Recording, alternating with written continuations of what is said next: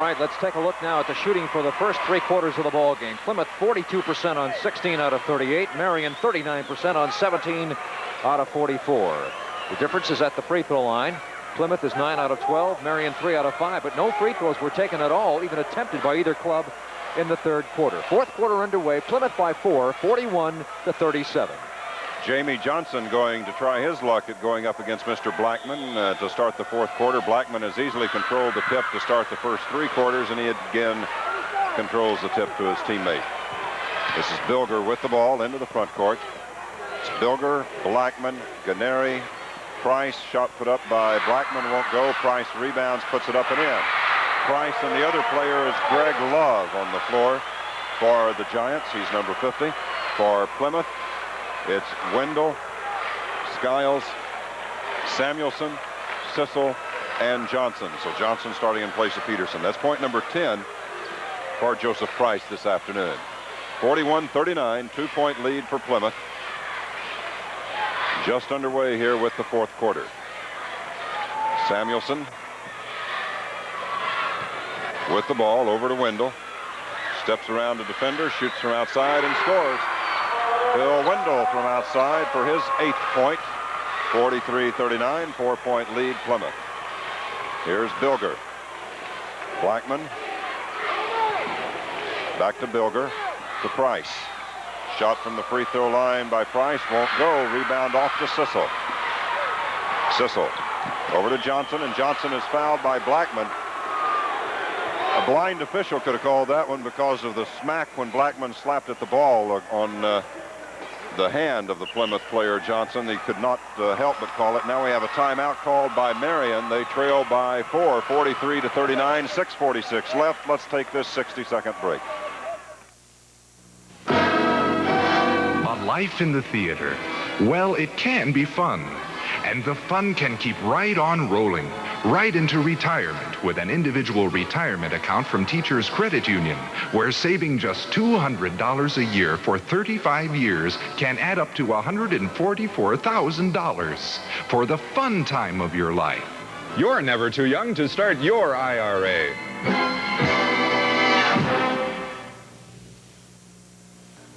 It's happening right this very moment. The Waterbed Shed's fantastic 5th anniversary sale. The biggest and the best waterbed sale of the year. Come out to the Waterbed Shed for this year's greatest selection and lowest possible prices. Plus, with every qualified purchase, you'll receive a fun-filled hot air balloon ride over Michiana that you'll never forget.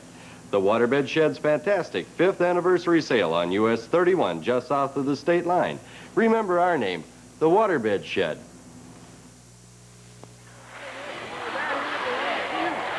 We're resuming action here at the Fort Wayne Coliseum with 6:46 left to play in the ball game. The score is 43-39, Plymouth by 4. First game this afternoon won by Southfield LaSalle over Fort Wayne Harding, 75-66. Plymouth will inbounds the ball, and it goes into Wendell, and he'll bring it up over the timeline, as you see. That's Wendell with the basketball. Pass down, a bad pass. It was intended for Johnson, stolen away there by Love. Love almost lost it, but got it back under control. A bad pass there. Turnover number 10 against the Pilgrims. 7 committed by Marion. And now we've got a foul called as Blackman dumped it off to Price. Price made the basket, which will not count. Foul number 2 against Phil Wendell. Phil Wendell. And that is the team's 3rd foul. So a common foul will give the ball out of bounds to Marion. Price to inbound the ball. 3 team fouls against Plymouth, 2 team fouls against Marion. Price gets it in out high to Bilger. Back to Price on the wing. Has it knocked away by Sissel, but Bilger saves it over to Blackman. Blackman to Bilger. Long-range jumper by Bilger is short. Rebound Ganeri and in. Carl Ganeri has done a job this afternoon for Marion as he gets the rebound basket. 43-41. Plymouth's lead at 2 points. They've been outscored 12-4 over the last stretch. They led at 39-29. Their lead is now 43-41. Beginning back in the third quarter. 5 minutes and 45 seconds left here in the ball game. Plymouth with the ball and a 2-point lead. Johnson is left open, drives the lane, misses the shot. Rebound Skiles. He has his shot rejected by Blackman, and Bilger has it up quickly. 3-on-3. Here's Price from the baseline. No good. Rebound Blackman. He has it knocked away by Skiles, but saving it is Love. He puts it up no good, and a foul on the rebound. Blackman called, I believe, for coming over the top. Foul number 3 on Blackman, if indeed it is against him. We'll have to wait for the call. That is the signal. Number 34, Blackman, or 24, Blackman, draws his third personal. And that is the team third. So a low, not very many fouls whistled here in the second half, Jerry. 3 against each team. Right. And we've got 5:24 left to play in the game. Plymouth hanging on to a 2-point lead, 43-41. This is Wendell.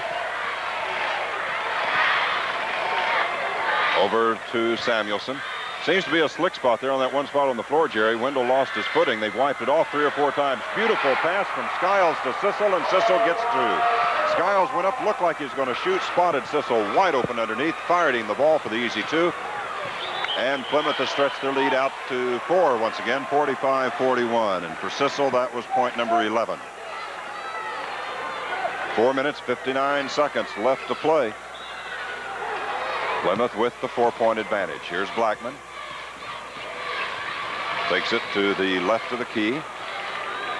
Back out high with it to Bilger. Back to Blackman. Long jumper. Won't go. Rebound comes out long to Samuelson. Over to Johnson.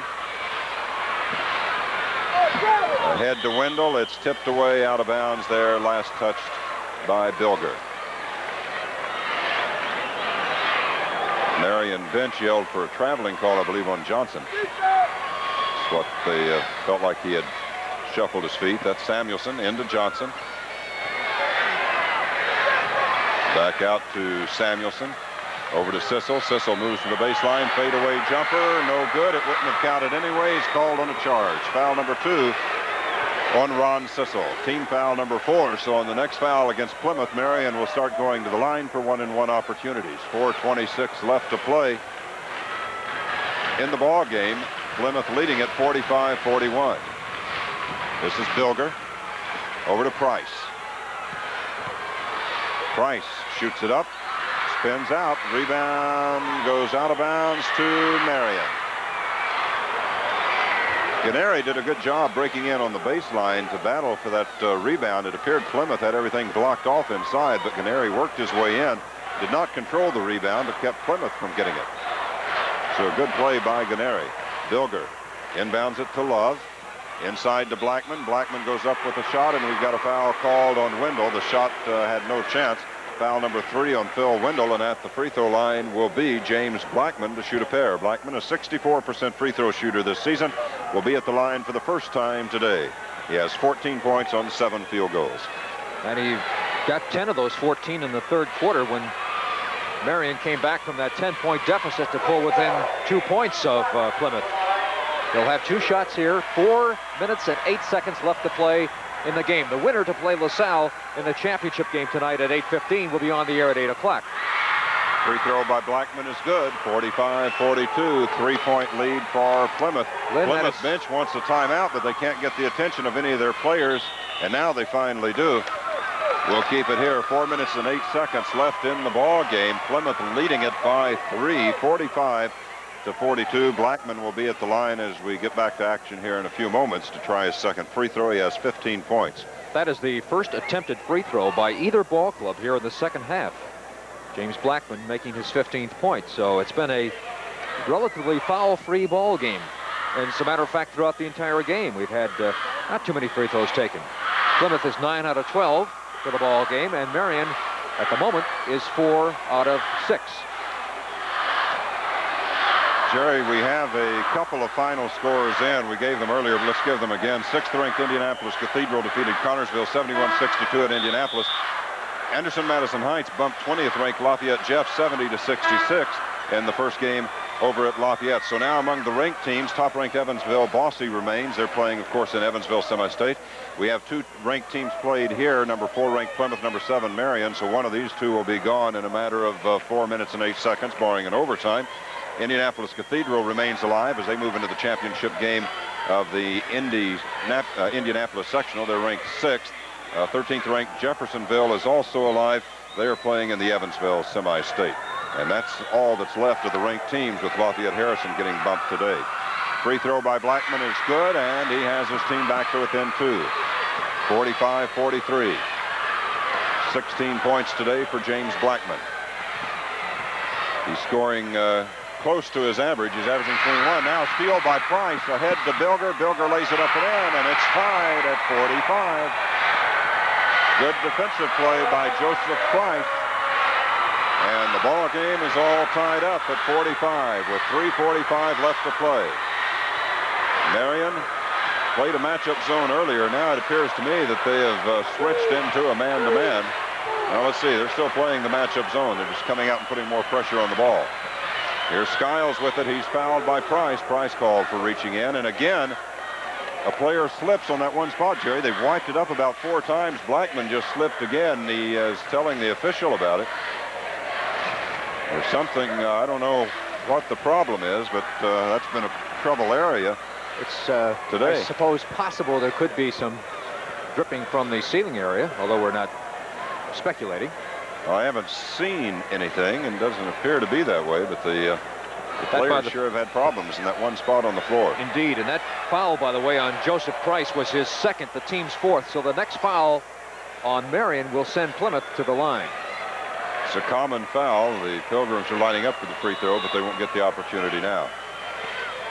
Samuelson gets it in to Wendell. Back over to Samuelson. And there a player slips down again, that same spot. Skiles under to Sissel, and Sissel scores. Nice feed by Scott Skiles, and Sissel gets the easy 2 for his 13th. You saw Bilger on your screen there slip down that same spot. We've had several players slide down. 47-45, Plymouth leading by 2 with just over 3 minutes left. Here's Price. That's Blackman. He lays it up and in. Nice feed from Price. Good basket by Blackman. It's tied at 47. This is Samuelson. He's tied up by Blackman. A jump ball. A jump ball has been called. It will be Samuelson and Blackman. Certainly the advantage goes to Blackman at 6'2", and as we've told you before, he's the man who jumps at center court to start each quarter for Marion. Drake is back into the ball game, and Love has gone to the bench. Drake went to the bench with 4 fouls earlier, but he's back in. Marion controls the basketball. We're tied with 2:40. Here's Price, outside jumper. It's good. Marion has the 2-point lead, 49-47. Marion with the lead, Jerry, for the first time since early in the second quarter. They lead it by 2. 2 minutes and 20 seconds left to play. 49-47 is the score. And now Skiles turns the ball over on the dribble. Scott Skiles loses the dribble and turns it over. And quickly a timeout taken by Marion. Coach Jack Edison over talking to the official. Does not seem to be irate about anything. Well, that's just asking him a couple of questions. I'm not sure what trying to watch and see if I could tell what was being said. I could not. I think he looked to me like he was questioning him about Drake. I think Jack may have thought that Drake had fouled out when he went to the bench earlier, but it was just his 4th foul. And by the way, that turnover in Skiles, I don't know if our fans could notice it. Scott took his eye off the ball as he was dribbling to look for someone to pass to, and when he did that, of course, he created the turnover. And that is 13 turnovers charged to Plymouth unofficially. Marion has only 7. And Lynn, that's really part of the story here in the second half. That certainly is a big part of it, and uncharacteristic of Plymouth to have turnovers like that, 13 turnovers. And 10 of those 13 have come in the second half, which is even more uncharacteristic. But this Plymouth Ball Club is a very, very heady club, and they're not easily rattled. And if you'll notice, when Skiles turned that ball over, he didn't throw up his hands in despair. He just quickly called a timeout. He said, we've got to talk things over with our coach. And there really is a lot of time. 2:17 left to play. Wendell, Samuelson, Skiles, Sissel, and Johnson on the floor for Plymouth. Blackman, Bilger, Price, Ganeri, and Drake are playing for Marion. 2 minutes, 10 seconds and counting. Marion with the ball and a 2-point lead. Their first lead since early in the second quarter when they led it 9-6. Plymouth came back from that point to take leads of as much as 10 points. But that slowly began to fade away midway through the third quarter. Marion going to take some time off the clock. That's Drake and Blackman. Blackman with the ball. Still on the dribble. Over to Bilger. Bilger. 1:38 left. To Ganeri, to Bilger. Out to Blackman. If they foul anybody, it should be Ganeri. I don't imagine Ganeri will be seeing much of the ball. He's staying down on the baseline. Now here he comes out to take a pass. Bilger doesn't give it to him, though. Gives over to Drake. Back out to Blackman. 1:20 left to play. This is Bilger. They have now run off a minute since that timeout. Here's Drake falling to the floor. Traveling is the call. He slipped on that slippery spot again over that corner that time. 1:14 left to go in the ball game. Marion leading Plymouth by 2, 49-47. Plymouth gets the ball back on the turnover by Drake.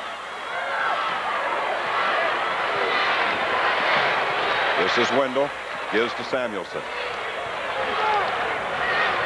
Approaching the 60-second mark. That's Wendell. Breaks to the baseline. Cross court to Skiles. Underneath to Johnson. He loses the handle. Ganeri up with it, and he throws it away. Samuelson has it to Skiles. 50 seconds left. What a break for Plymouth to get that ball back under those circumstances.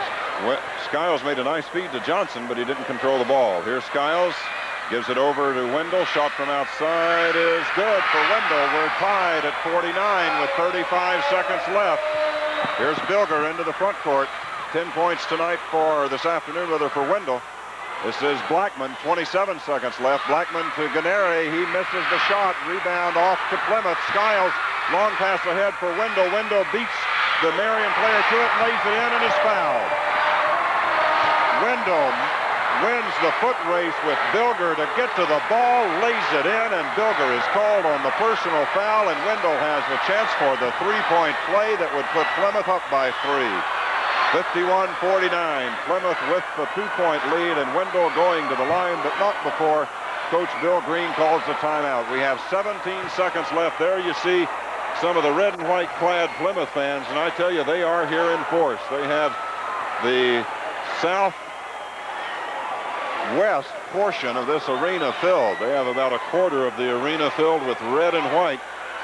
They're just to our left in our broadcast position. There's the split screen shot of Coach Green talking to his players, Coach Edison talking to the Pilgrims. They're not going to the bench. They're standing out in the edge of the floor.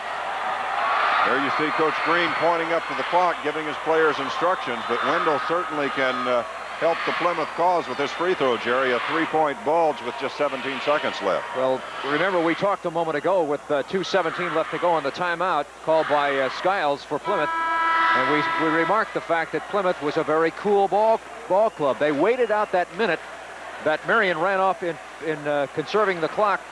And then that slipping of the Marion ball player turned the ball over to Plymouth. Plymouth came down court, had a turnover, got it back on a turnover, and then on a fine pass by Skiles, who is a very good assist man, Wendell scored the layup.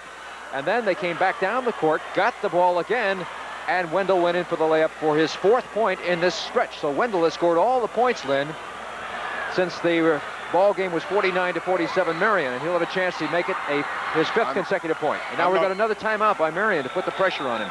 I'm not so sure about that long pass that was made to Wendell. It was a very poor pass, but Wendell just used his quickness to beat Bilger to the basketball. Bilger was going after it. In fact, it looked like Bilger was going to get to it before Wendell, but Wendell got there just a step ahead of him, barely edged him out, slipped right around him and in for the layup, and it almost appeared he was too far under to make the layup. It was just an all-around outstanding play by the senior, Mr. Phil Wendell.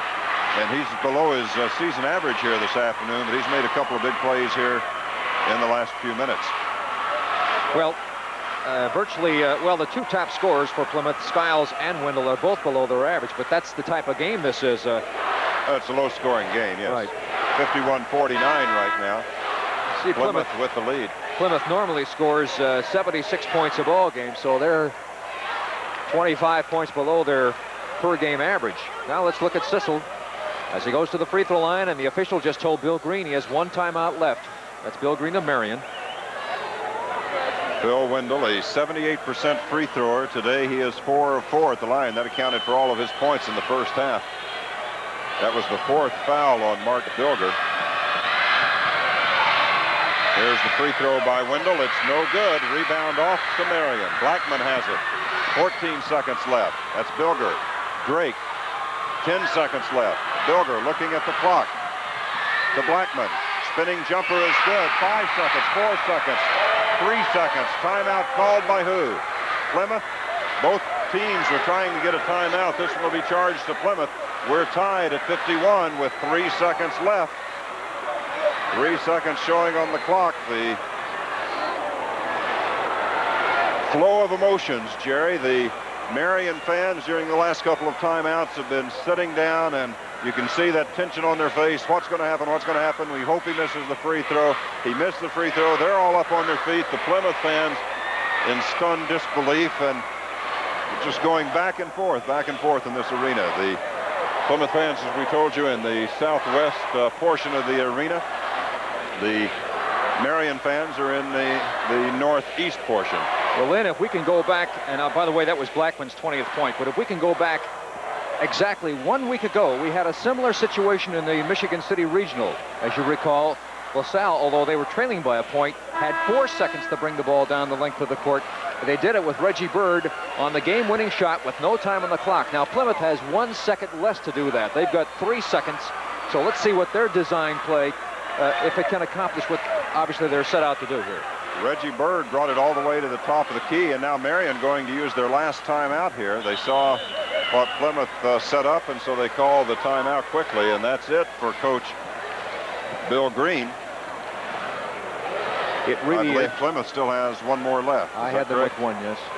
It really matters little, I don't think, to me. Well, I guess you could never know with Marion. If they should happen to get a steal, a timeout would be important. By the way, the first game, for those of you who may have just joined us, the South Bend LaSalle Lions defeated the Fort Wayne Harding Hawks 75-66. The Lions coming back from a 9-point third-quarter deficit to win the ball game and move into the championship game tonight against the winner of this game, either Plymouth or Marion. And we may know in 3 seconds, or it may take another 3 minutes in an overtime. We definitely know the thing Plymouth does not want to do is commit the turnover here. They don't want to give Marion another shot at it. And Marion certainly does not want to commit a foul. That's correct. So those 2 things, I'm sure, have been drilled into the heads of these 10 players. It will be Samuelson to inbound the ball. Plymouth lining up at midcourt. Skiles breaks to the basketball. It's tipped away and out of bounds by Ganeri. A second ticks off the clock. 2 seconds left. Ganeri almost came up with a steal. What a play by Ganeri.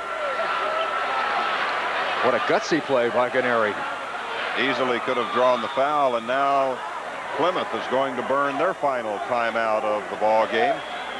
Looks like we very well could be headed for an overtime period. The score tied at 51. Well, this obviously changes Coach Jack Edison's strategy. A second is so extremely important when you're down to just 3 and now 2. So that he's going to have to design, no doubt, a different inbounds play. Perhaps a longer pass inbounds. I'm sure he didn't like the pass he just saw made by Samuelson. He threw that into a lot of pressure. A double team on Skiles. You saw Marion's defensive plan was to put 2 men on Skiles rather than pressure against the man making the pass inbounds.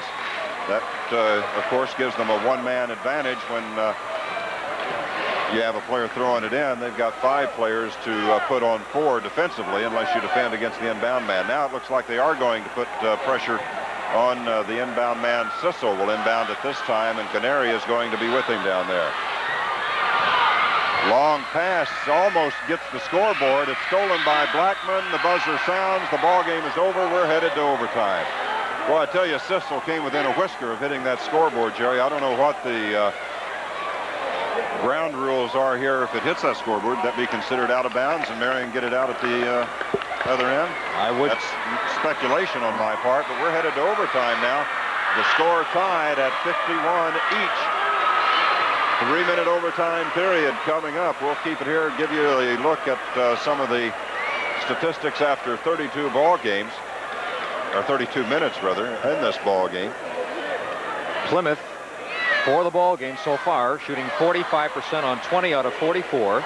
That's about 9, almost 10 percentage points below their season average. They hit 54.5% of their shots on the year. Marion at 40% on 23 out of 58. That's also 10 percentage points below Marion shooting on the year. They hit about 50, a little over 50% of their shots throughout a 24-game schedule. So both teams having trouble finding the range here in this afternoon ball game. We have a 3-minute overtime in high school basketball, and we'll have a jump ball at midcourt. Let's check the fouls situation. That might be interesting here in the overtime. For Marion, Ron Drake has 4, Mark Bilger 4, James Blackman 3. For Plymouth, Phil Wendell 3 and Scott Skiles 3. So Plymouth is in good shape, but Marion has 2 ball players with 4 fouls each. Plymouth has Wendell, Samuelson, Skiles, Sissel, and Johnson on the floor. Marion has Blackman, Price, Drake, Bilger, and Ganeri. And the tip controlled by Blackman, and he tips it out of bounds. It will be Plymouth ball out of bounds. That's twice out of 5 jumps. 2 times Blackman has hit it too hard and slapped it out of bounds.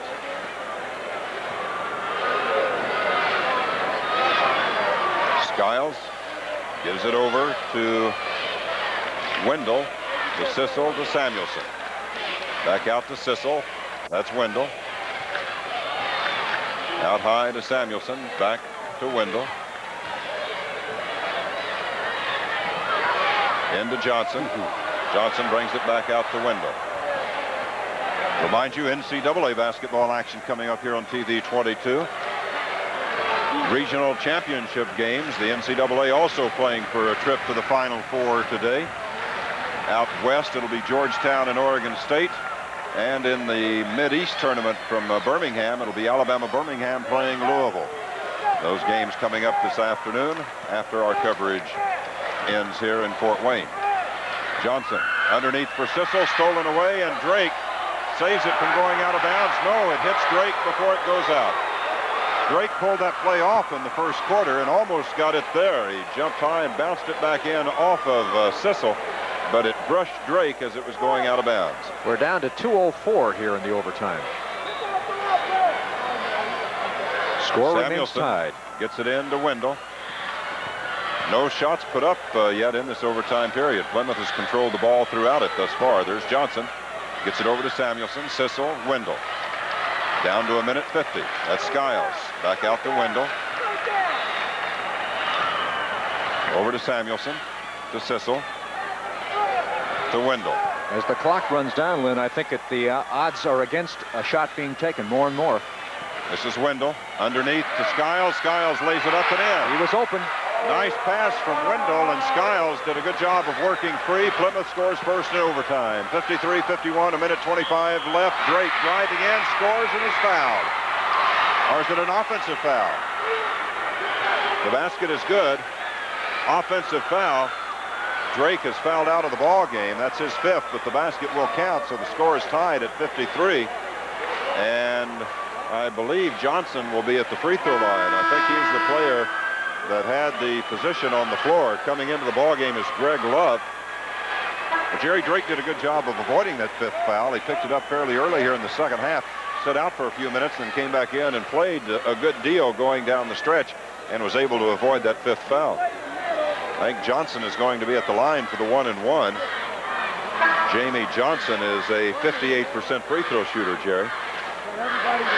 Of the players on the floor, he's the worst shooter.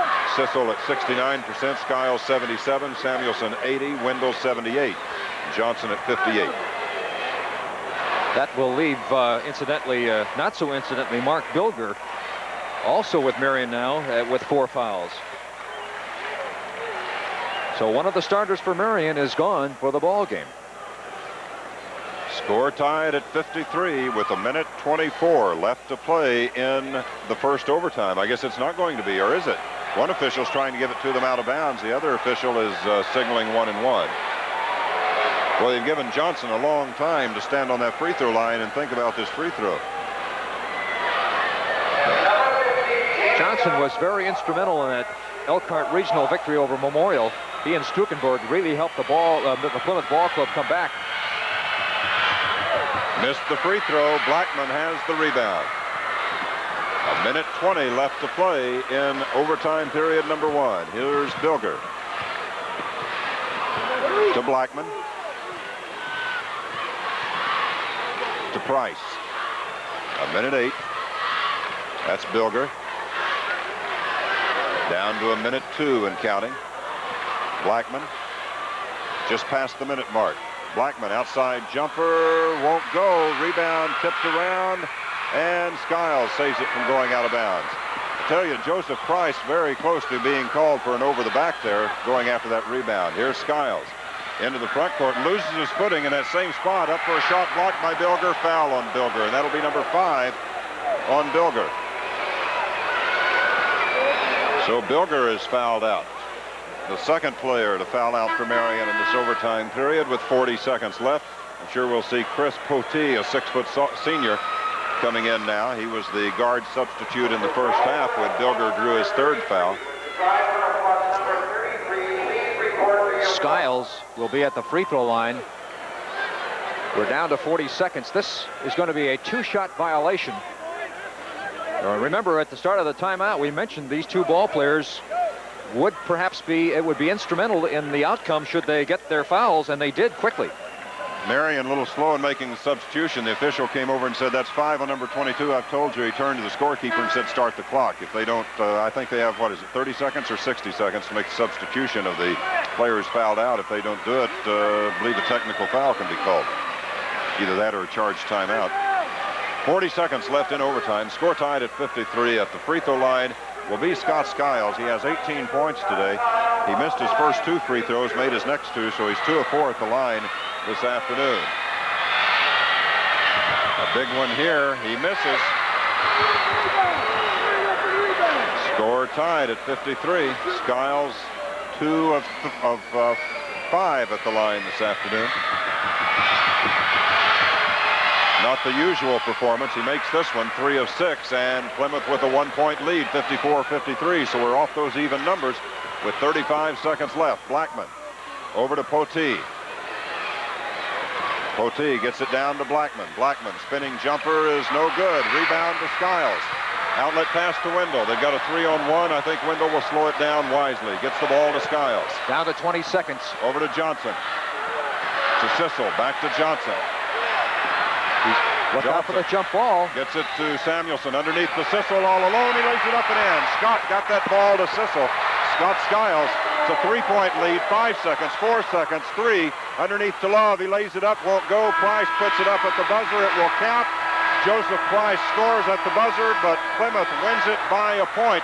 56-55, and we've got that rematch that we had so hoped for in the South Bend area. The Plymouth Pilgrims and the South Bend LaSalle Lions will play the so-called sugar game tonight. Each has won 1 ball game in their 2 outings against each other earlier this year. They'll play game number 3 tonight in the championship of the semi-state.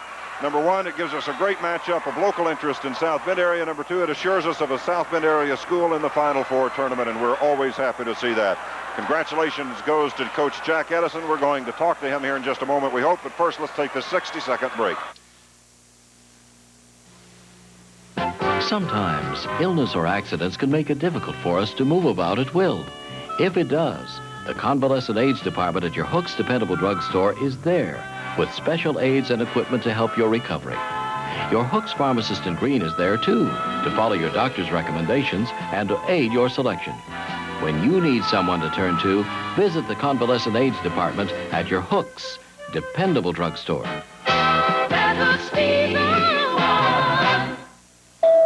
What is that, Ralph? LaSalle our new Eckridge Lean and Meaty meter. Why, Ralph? So folks can test how lean and meaty our bologna is. Test it. Folks just have to taste it. Mom says Eckridge bologna is consistently lean and meaty. We use only selected cuts of meat and no cereal fillers. It's a meaty idea. Ralph, stick to quality. Eckridge means good meat from the heartland, and the secret ingredient is mild. Behave, Ralph.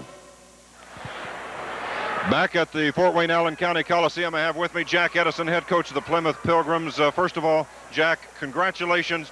LaSalle for the third time tonight, and this one really the biggest one of the three. You're headed, one of the two of you, to the Final Four. That's a pleasant thought. That'll be either Griff's team or Plymouth going to the Final Four. You know, it's kind of, when you go into a game like this, you kind of like to represent the northern part of the state. And LaSalle players and our players are very close to each other. You know, we like each other, and of course, I think the world of Griff. So just knowing that one of us gets to go to the Final Four is, you know, a nice thought. Your players seemed a little tight in the early going today. The first quarter, you managed just 6 points in 8 minutes. Neither team really seemed to be on their game. Was there some pre-tournament jitters, maybe a little tightness as you went in? There was by me, I know, and I suppose the players too. Yeah, it's not uncommon in a game of this magnitude, you know, in a pressure ball game like this, when you get to this point, for the first quarter, maybe the first 3 or 4 minutes, not to be the same as it is maybe normally during the year. For good players to miss 3 or 4 shots. And of course, the great athletes, they come back and they have a good last 26, 28 minutes of the game. Scott Skiles below his average, Phil Wendell below his, and they both missed, unusual for them, missed free throws down the stretch. Of course, Scott made that great pass to Sissel underneath, but the man I wanted to talk about was Sissel. He seemed to pick up the slack for you this afternoon. Well, I think, you know, a lot of people look to Scott and Phil, and as we've said all year, they're great players, I think, and they deserve all the credit they've been given.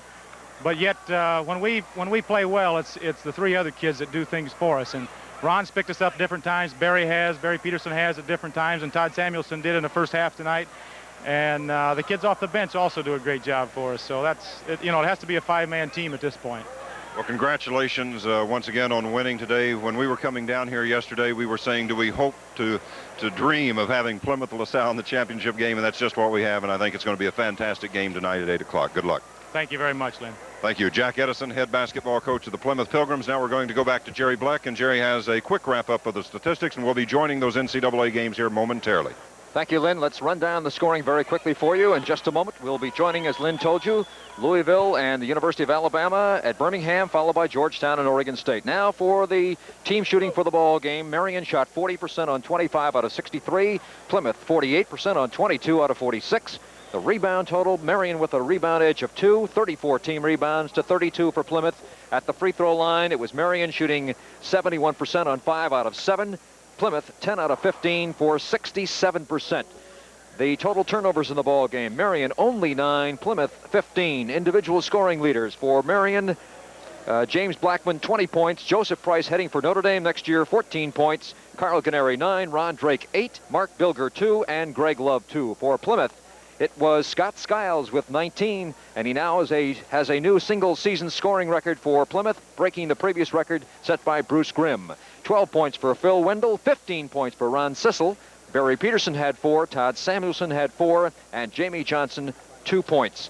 Again, the final score in an overtime, it was Plymouth 56 and Marion 55. The first game won by LaSalle over Fort Wayne Harding 75-66. And so tonight, that sets the stage for the Sugar Game, game number 3 between the South Bend LaSalle Lions and the Plymouth Pilgrims. Earlier this year in the championship game of the holiday tournament, it was Plymouth defeating LaSalle. The last game of the regular season before these teams went into the tournament, it was LaSalle edging out Plymouth on the Pilgrims' home court. So the Sugar Game in that series coming up tonight in Fort Wayne, the championship of the Fort Wayne semi-state at stake and a trip to the Final Four tournament.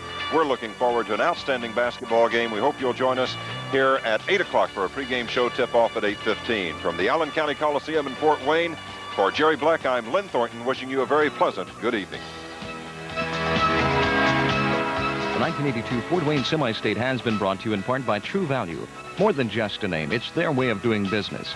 And Eckridge Meats. Eckridge means good meat from the heartland.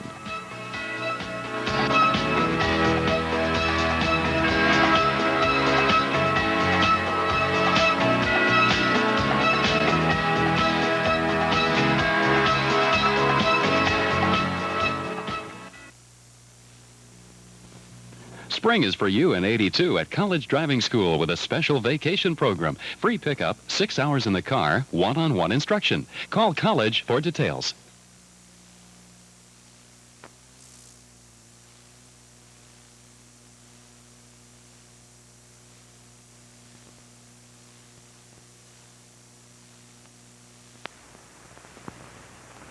The American Cancer Society has asked me to talk to you about cigarettes. Now, I figure if you can't say anything nice, don't say anything at all.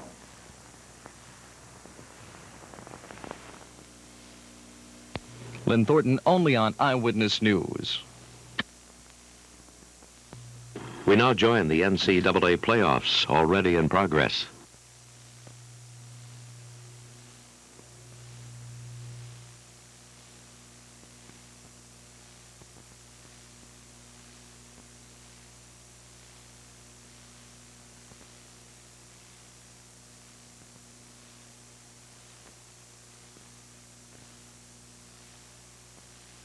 First of our 4 finalists, and of course now the Cardinals will meet the winner of the Georgetown-Oregon State game coming up.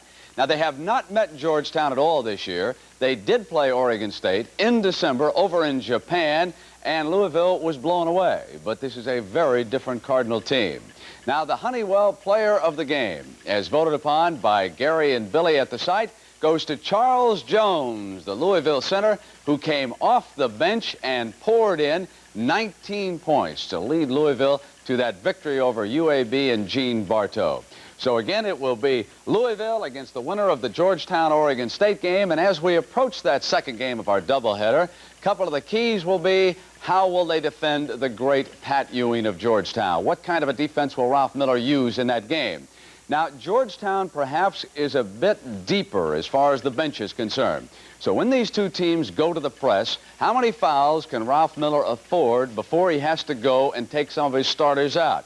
Now, his first 5 are superb basketball players. But Oregon State could enter trouble in this game once they get down to men 7 and 8 along that bench. You can see how important a bench is to a team at this point in the tournament. Nervousness, foul trouble, and that was one of the significant factors as Louisville now has eliminated the University of Alabama at Birmingham. They, of course, now will be going down to New Orleans. We can expect perhaps the largest crowd in the history of college basketball down there in the Superdome, so you would look ahead for teams with experience. And, of course, Denny Crum going back now to the Final Four, 4th time. His ball club having won it a couple of years ago. Now, they talk about 4 of his players having been around Darryl Griffith. Well, those are just 4 significant players. There were 6 players on that team. But right now, let's go back to Gary in Birmingham. Gary? They're cutting down the net. Louisville to the Final Four. Denny Crum, the 4th time. Congratulations, Coach. Thank you, Gary. Kids worked hard. We had a rough part of the season in the middle, but it shows you what hard work and good attitude will do. These guys are great to work with. It's a real pleasure. Jerry Eves, you won it in 1980. You're going to get a shot at that again. Well, it's hard to talk right now because I'm just so excited, but we did win it in 80, and now I've reached my dream. I just wanted to go back. Now I get to work on trying to win it. Denny, this guy alongside you was a boxer today. He took a few shots, didn't he? Yeah, but he's tough. He can handle it. Derek, I was amazed how you come back. You had some stitches earlier this week, and then you get hit again. I told him I give away blood to win, and we won, and I'm so happy.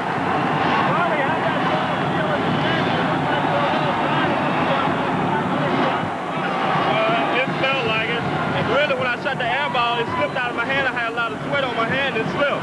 Why'd you have any sweat? Doesn't look like you put in a lot of effort in this ball game.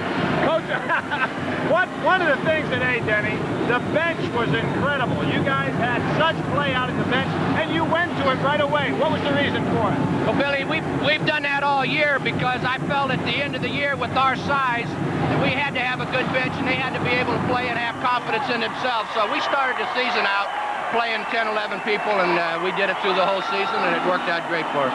Yeah, could you give us a replay? What were you and Oliver Robinson doing laying on the floor over there? What was that all about? It looked like we were making love. He didn't want to let me get up. He kept holding on like a wrestling match. Denny, you had 30 points from your bench. Just a great job. Your depth really paid off. And so Louisville is going to New Orleans, the first of 4 to qualify as they defeat the University of Alabama, Birmingham. When you're working on your American dream, you want it to last forever. Anderson has helped build American dreams for over 75 years with innovation, energy efficiency, and pride. At Anderson, there are no seconds. We take the time to build the best. That's what we've always been. Come home to quality. Come home to Anderson.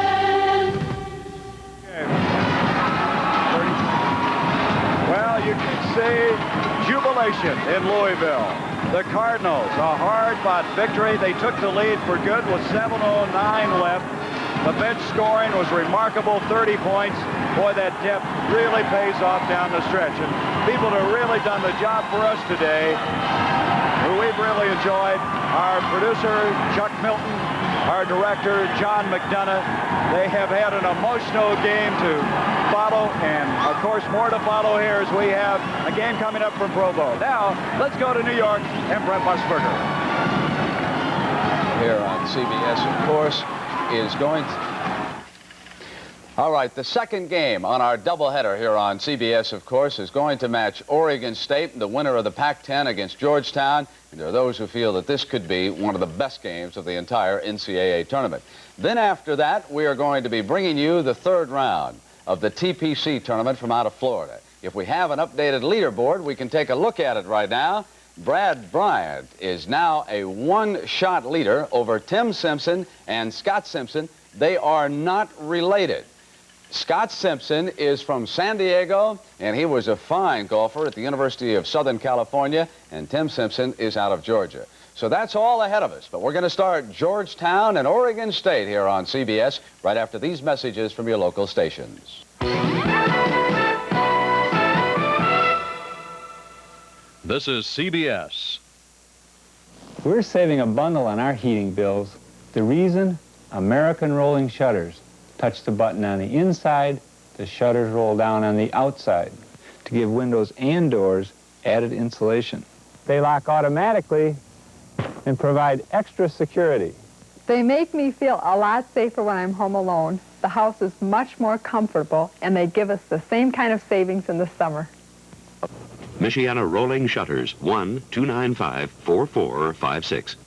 Your car's really one thing you can't spare, so why don't you give that car some care? The pros at Auto Pro remind you to check your car for worn-out belts and hoses. Then head for Auto Pro, where you'll find a complete line of top-quality Gates belts and hoses. And be sure to pick up a free Gates cooling system guide and an Indiana or Michigan road map just for stopping by Auto Pro. No purchase necessary. Come in today. They're professional parts people at Auto Pro.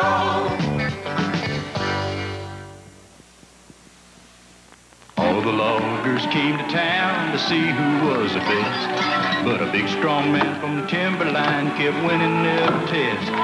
So they offered him to smoke his brand, but he said that ain't good enough. A man wants Timberline when he's up to snuff. Introducing Timberline, the wintergreen smokeless tobacco that's flavor sealed for freshness. So you get great taste every time, all the time. When you're up to Timberline, you get great taste every time. The Live Eye only on Eyewitness News. CBS Sports continues its coverage of the NCAA Basketball Championship. This afternoon from Provo, Utah, it's the West Regional Final. Welcome to the largest on-campus arena in the country, the beautiful Marriott Center at Brigham Young University, as the Oregon State Beavers battle the Georgetown Hoyas. At stake, a berth in the Final Four. Oregon State's Ralph Miller may have done his finest coaching job this year after 31 years in the game. His 25-4 team is led by Lester the Molester Connor, the Pac-10 Player of the Year, who had 24 points, 10 rebounds, 5 assists, and a steal in a semifinal win over Idaho on Thursday night. In addition, 6'8 sophomore center Charlie Sitton hit 7 of 9 from the field en route to a 16-point night and is a key cog in Miller's well-oiled Orange Express machine, which emphasizes passing and defense. John Thompson's Hoyas have done it all, except qualify for the Final Four. If they make it today, consensus All-American Eric Floyd will have a lot to say about it. He hit for 16 to pace the Hoyas to their impressive semifinal win over Fresno State. Meanwhile, 7-foot freshman center Patrick Ewing dominated the boards, scoring 12 of his 15 points in the second half with several spectacular efforts like this one. It's the Beavers and the Hoyas in Provo with Bourbon Street on their minds. Today on CBS.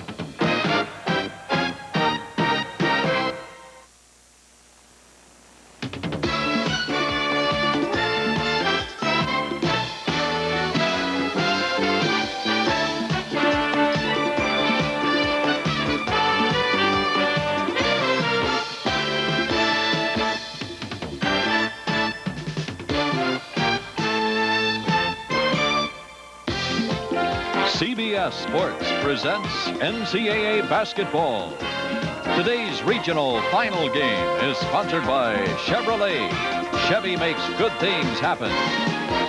IBM, helping put information to work for people. And by Allstate, we insure your home, your car, your health, your business, and your life. You're in good hands with Allstate.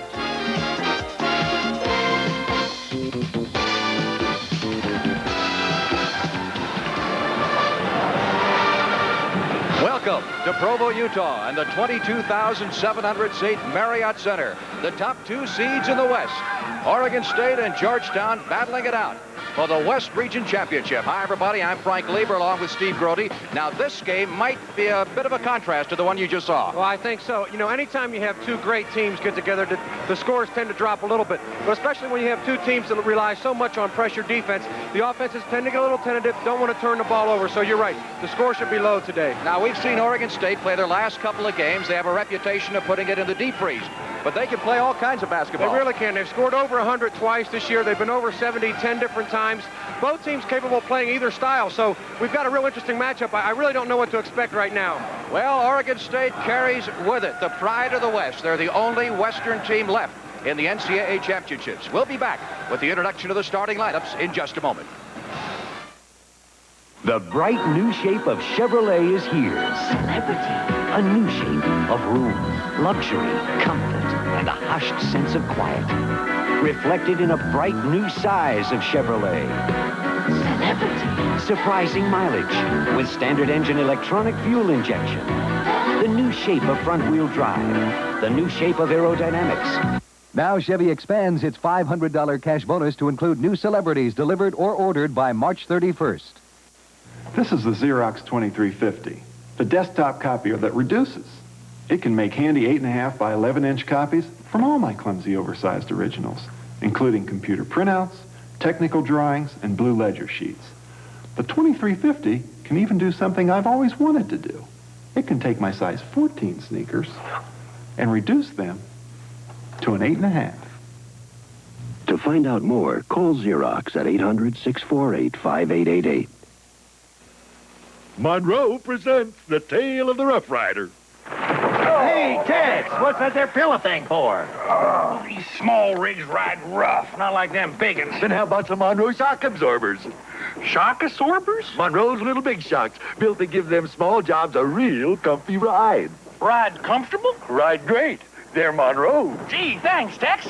I'll try them. Work better on your rig, Tex. Oh, I wish I... Ladies and gentlemen, here are the starting lineups for the NCAA West Regional Championship game between the Oregon State University Beavers and the Georgetown University Hoyas. For Oregon State at forward, number 44, 6'5" junior from Flint, Michigan, Danny Evans. For Georgetown at forward, number 32, 6'5" senior from Potomac, Maryland, Eric Smith. For Oregon State at forward, number 45, 6'7" freshman from Portland, Oregon, A.C. Green. For Georgetown at forward, number 40, 6'7" senior from Washington, D.C., Mike Hancock. For Oregon State at center, number 52, 6'8" sophomore from McMinnville, Oregon, Charlie Sitton. For Georgetown at center, number 33, 7-foot freshman from Cambridge, Massachusetts, Pat Ewing. For Oregon State at guard, number 32, 6'4" senior from Oakland, California, Lester Connor. For Georgetown at guard, number 20, 6'5" sophomore from the Bronx, New York, Fred Brown. For Oregon State at guard, number 34, 6'1" junior from Berkeley, California, William Broom. For For Georgetown at guard, number 21, 6'3" senior from Gastonia, North Carolina, Eric Floyd.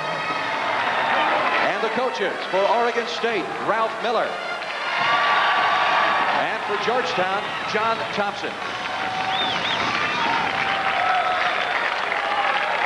First meeting ever between these two clubs, and a lot at stake, a berth in the Final Four at New Orleans. And we'll be back with the opening tip-off from Provo, Utah in just a moment. Food, clothes, just about everything seems to cost more today. One reason young families think they can't afford life insurance. Allstate update, lower life insurance rates. Now, Allstate's cut prices up to 20% on a lot of their life insurance. Like this $100,000 level term policy that now only costs a 28-year-old father about $19 a month. Before you buy, come in and compare. For life, home, or auto, you're in good hands with Allstate. Here's to good friends. Tonight is kind of special. Look at that face. Oh, we just wanted you to see the kind of guy you married, Sheedy. Oh, no. I didn't know you saved that film. Hey, it's a classic. Wait a minute.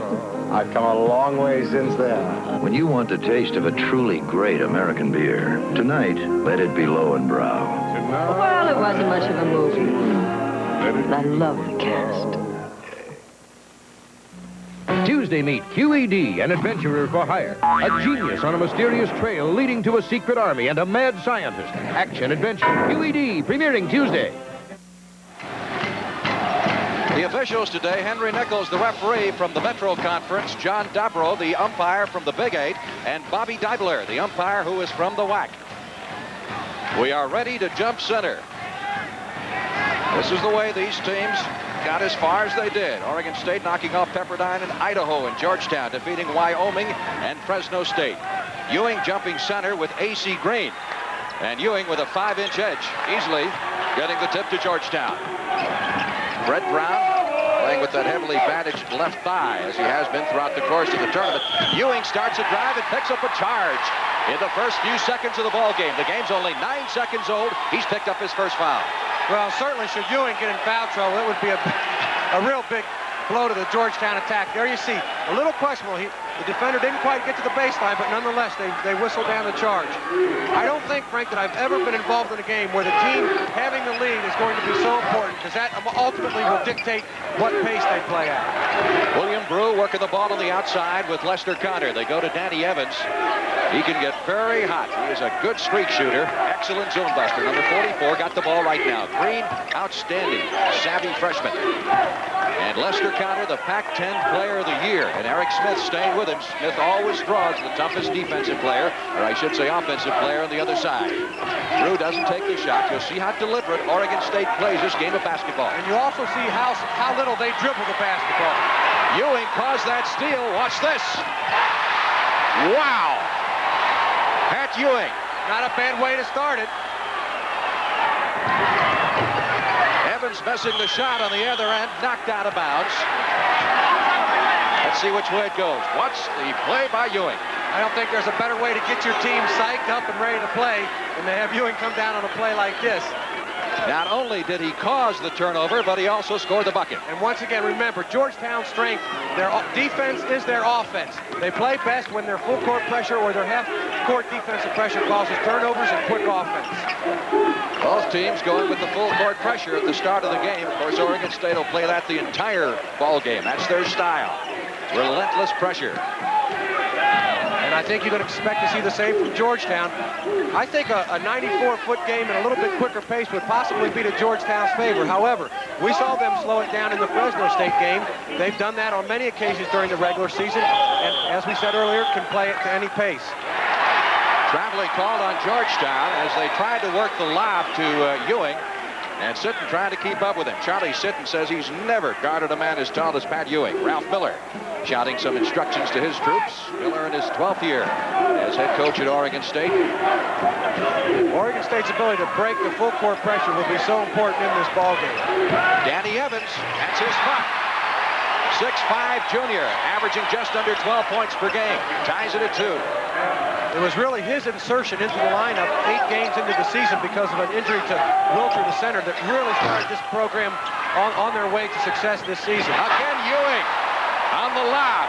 2 spectacular opening shots by the 7-foot center for Georgetown. That has got to get your attention. 4-2 Georgetown. William Prue brings it down. Certainly Pat Ewing, with his great athletic talent, being 7 feet tall, can figure very dramatically in an offensive pattern. But when you get ready to play Ewing, you primarily worry about him on the defensive end. Foul is on Eric Floyd. Eric Sleepy Floyd, consensus All-American, picking up his first foul of the game. Team fouls even out, 1 apiece. A.C. Green. Miller does an outstanding job recruiting Oregon. I mean, just about nobody gets out of that state. There's a fellow who played here very well, Danny Ainge did. But that's one of the few. When you watch the Oregon State offensive attack, you'll see they dribble the ball very seldom. Smith with the steal. Eric Smith trying to control it as he drives down the lane, and Connor fouled him. The entire Georgetown defense is predicated on quick hands, quick feet. You see him steal the ball twice from just standstill positions. Here he loses the ball a little bit. However, he does control it as it prevents the turnover, gets the foul. That's not how Lester the Molester got his nickname. He got it because he has led the team and the conference in steals. After I returned the call that he returned. Most of the phone calls you make at your office No, it's after I returned the call that he returned. are wasted. After I returned the call. That's not productive. And productivity is what IBM office systems are all about. Today, IBM... Also a great crowd here from Plymouth. We do have well represented from our area here tonight for this ball game, but most of them are on the same side as the camera, so you won't be seeing them. I'm sure you'll be hearing them. Jerry? All right, Lynn. The Plymouth Ball Club, as everybody knows, has a record of 25-1. LaSalle is 21-7. The Lions, coached by George Griffith in his 9th year. And for Plymouth, it is Jack Edison, their head coach. The 2 teams split earlier this year. Plymouth winning the Holiday Tournament Championship over LaSalle quite convincingly, 73-57. And in late February, LaSalle defeated Plymouth by 2 points, 64-62. And Plymouth is ranked number 4 in the final AP poll. The Plymouth Ball Club is the Northern Lakes Conference champion, the South Bend Holiday champs. They won the Plymouth Sectional, the Elkhart Regional, and this afternoon edged Marion in an overtime 56-55. As we said, they are very much of a thinking ball club. They respond to coaching, they execute well, and they're led by guards Scott Skiles and Phil Wendell, who average 29 and 18 points respectively. They're number 1 and 2 in assists, and Skiles leads the team in rebounds with 7 per game. Skiles also has scored 751 season points, and that surpasses Bruce Grimm's 743. LaSalle, the sectional and regional champions. And now let's have the interview or the introductions on the floor of the players. The starting lineup. First is Todd Samuelson, number 20, a 5'11 junior. The next man coming out is number 12, or number 42 rather, Barry Peterson, a 6'2 senior. He'll play at forward. Number 34, Ron Sissel, another forward. He'll jump center, 6'2 senior. The guards are number 12, Phil Wendell, a 5'11 senior, and number 22, Mr. Basketball candidate Scott Skiles, a 6'1 senior. Actually, the Pilgrims will run a 3-guard offense with Wendell, Samuelson, and Skiles at guards, Sissel and Peterson at the forward. Head coach Jack Edison, you see there on your screen right now. Plymouth, the visiting team in this ball game tonight, designated as the visitors, and they will appear as visitors on the scoreboard. Now here come the starting 5 for the LaSalle Lions. A little bit of a change. Starting at a guard will be number 11, Steve Kingsbury, 5'9 senior. He will start for his defensive prowess. He'll be guarding Scott Skiles in this ball game. At the other guard, number 15, well, let's see, forward, number 25, Terrence Lee, 6'2 senior. At center will be number 33, Howard Edwards, a 6'1 senior. Now here's the other forward, Demetrius Buchanan, number 21, a 6'1 senior. And finally, we're getting them all out of order. That was Reggie Bird, and now here's Demetrius Buchanan. A little bit of a change. Buchanan moves from his guard to forward slot, and Kingsbury moves in at guard. And there you see head coach George Griffith, and also on your screen, assistant coach Mark Johnson. And now we're going to have the playing of our national anthem.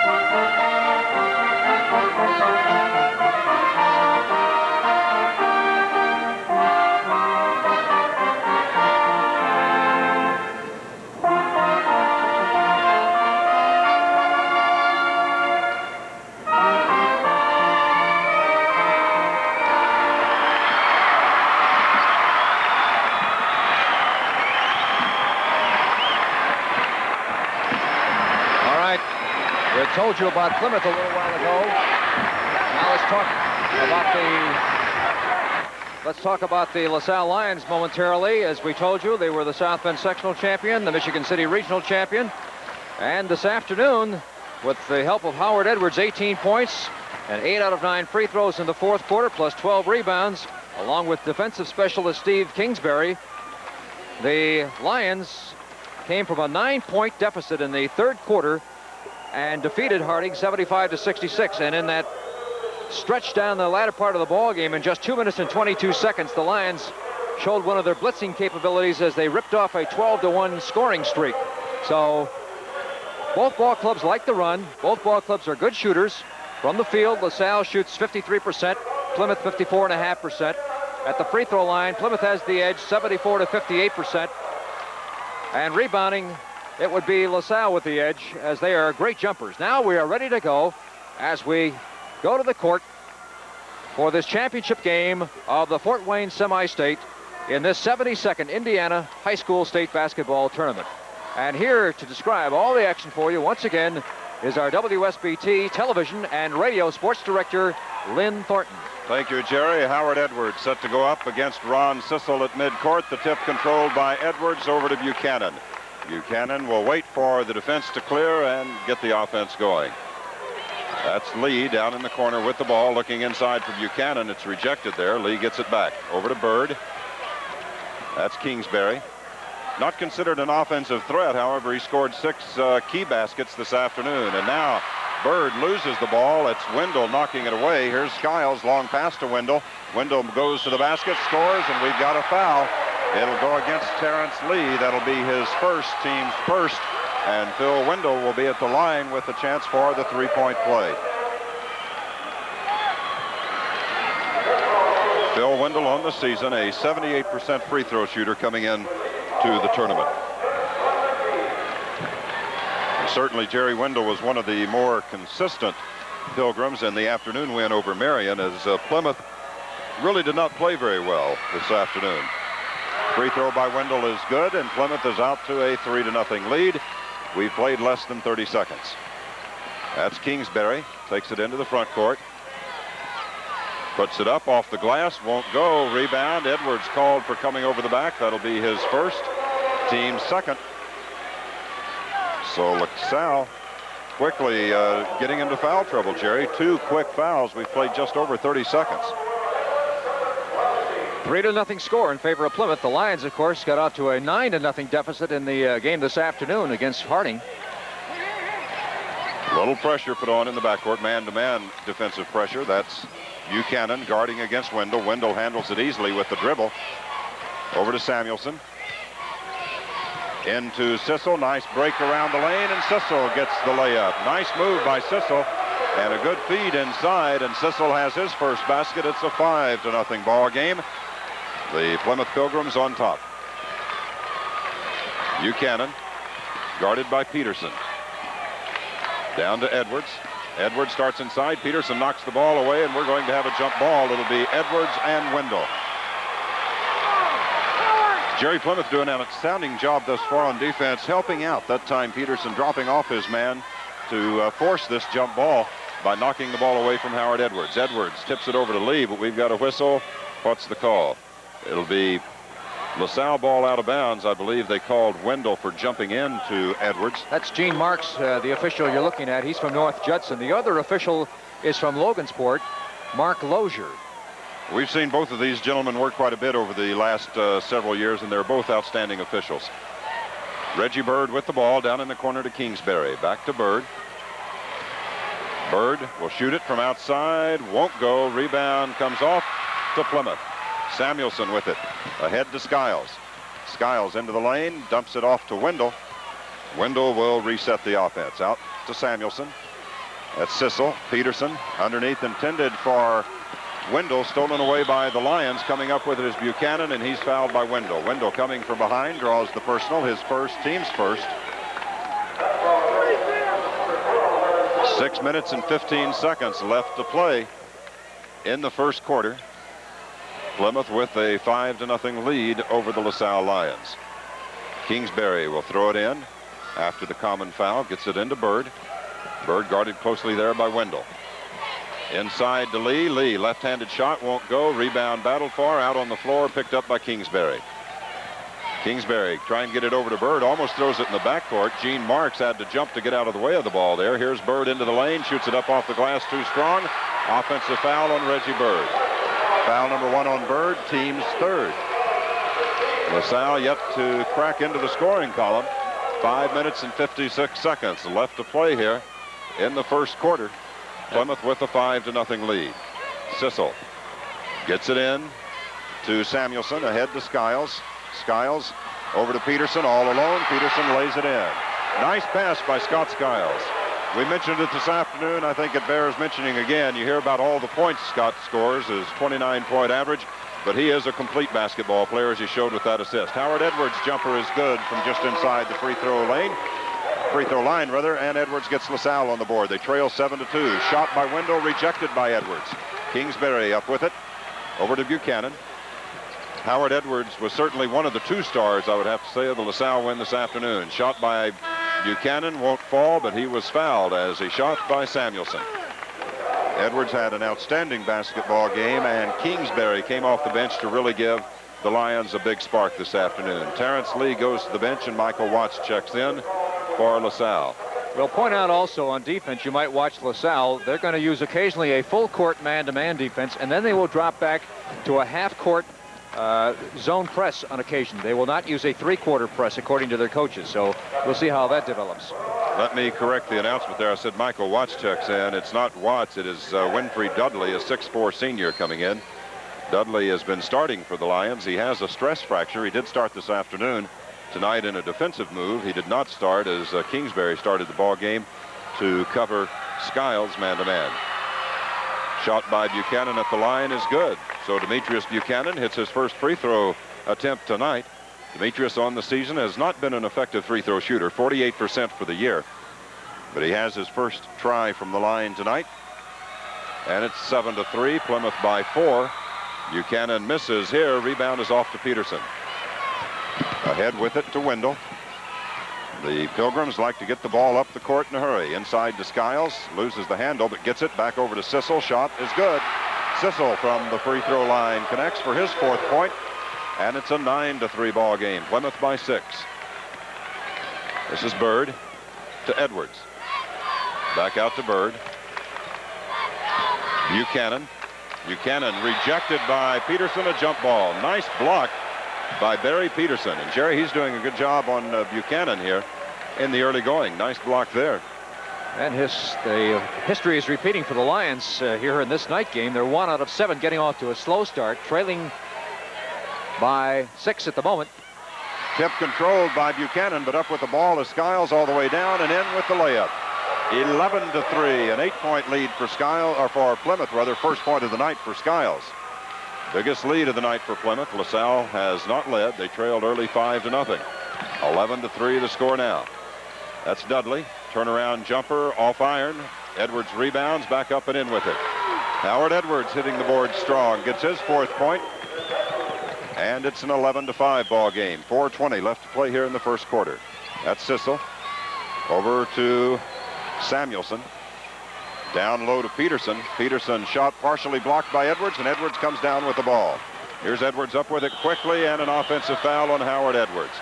Samuelson taking the charge. Foul number 2 on Howard Edwards. Well, a good play by Howard, getting that block and taking the ball down, but he should have gotten it over to a guard rather than trying to bring it up himself, I believe, Jerry. Well, that's the 2nd foul and the 4th on the team. And the turnover, which is LaSalle's 2nd, will give the ball back to Plymouth as Plymouth leads by a score of 11-5 midway here in the first quarter. Michael Watts waiting to get into the ball game. Won't get in here. Here's Samuelson taking the long inbounds pass. That's to Wendell. Back over to Samuelson. He's open top of the key. It's good. Todd Samuelson with his first field goal of the night. It's 13-5, an 8-point lead once again for the Pilgrims. Reggie Bird inside for Edwards, rejected, but Bird gets the ball back. Now he's trying again to get it to Edwards, and again it's kicked away, and Skiles comes up with it. Bird trying to force something that wasn't there. Skiles puts it off the glass too strong. Bird rebounds.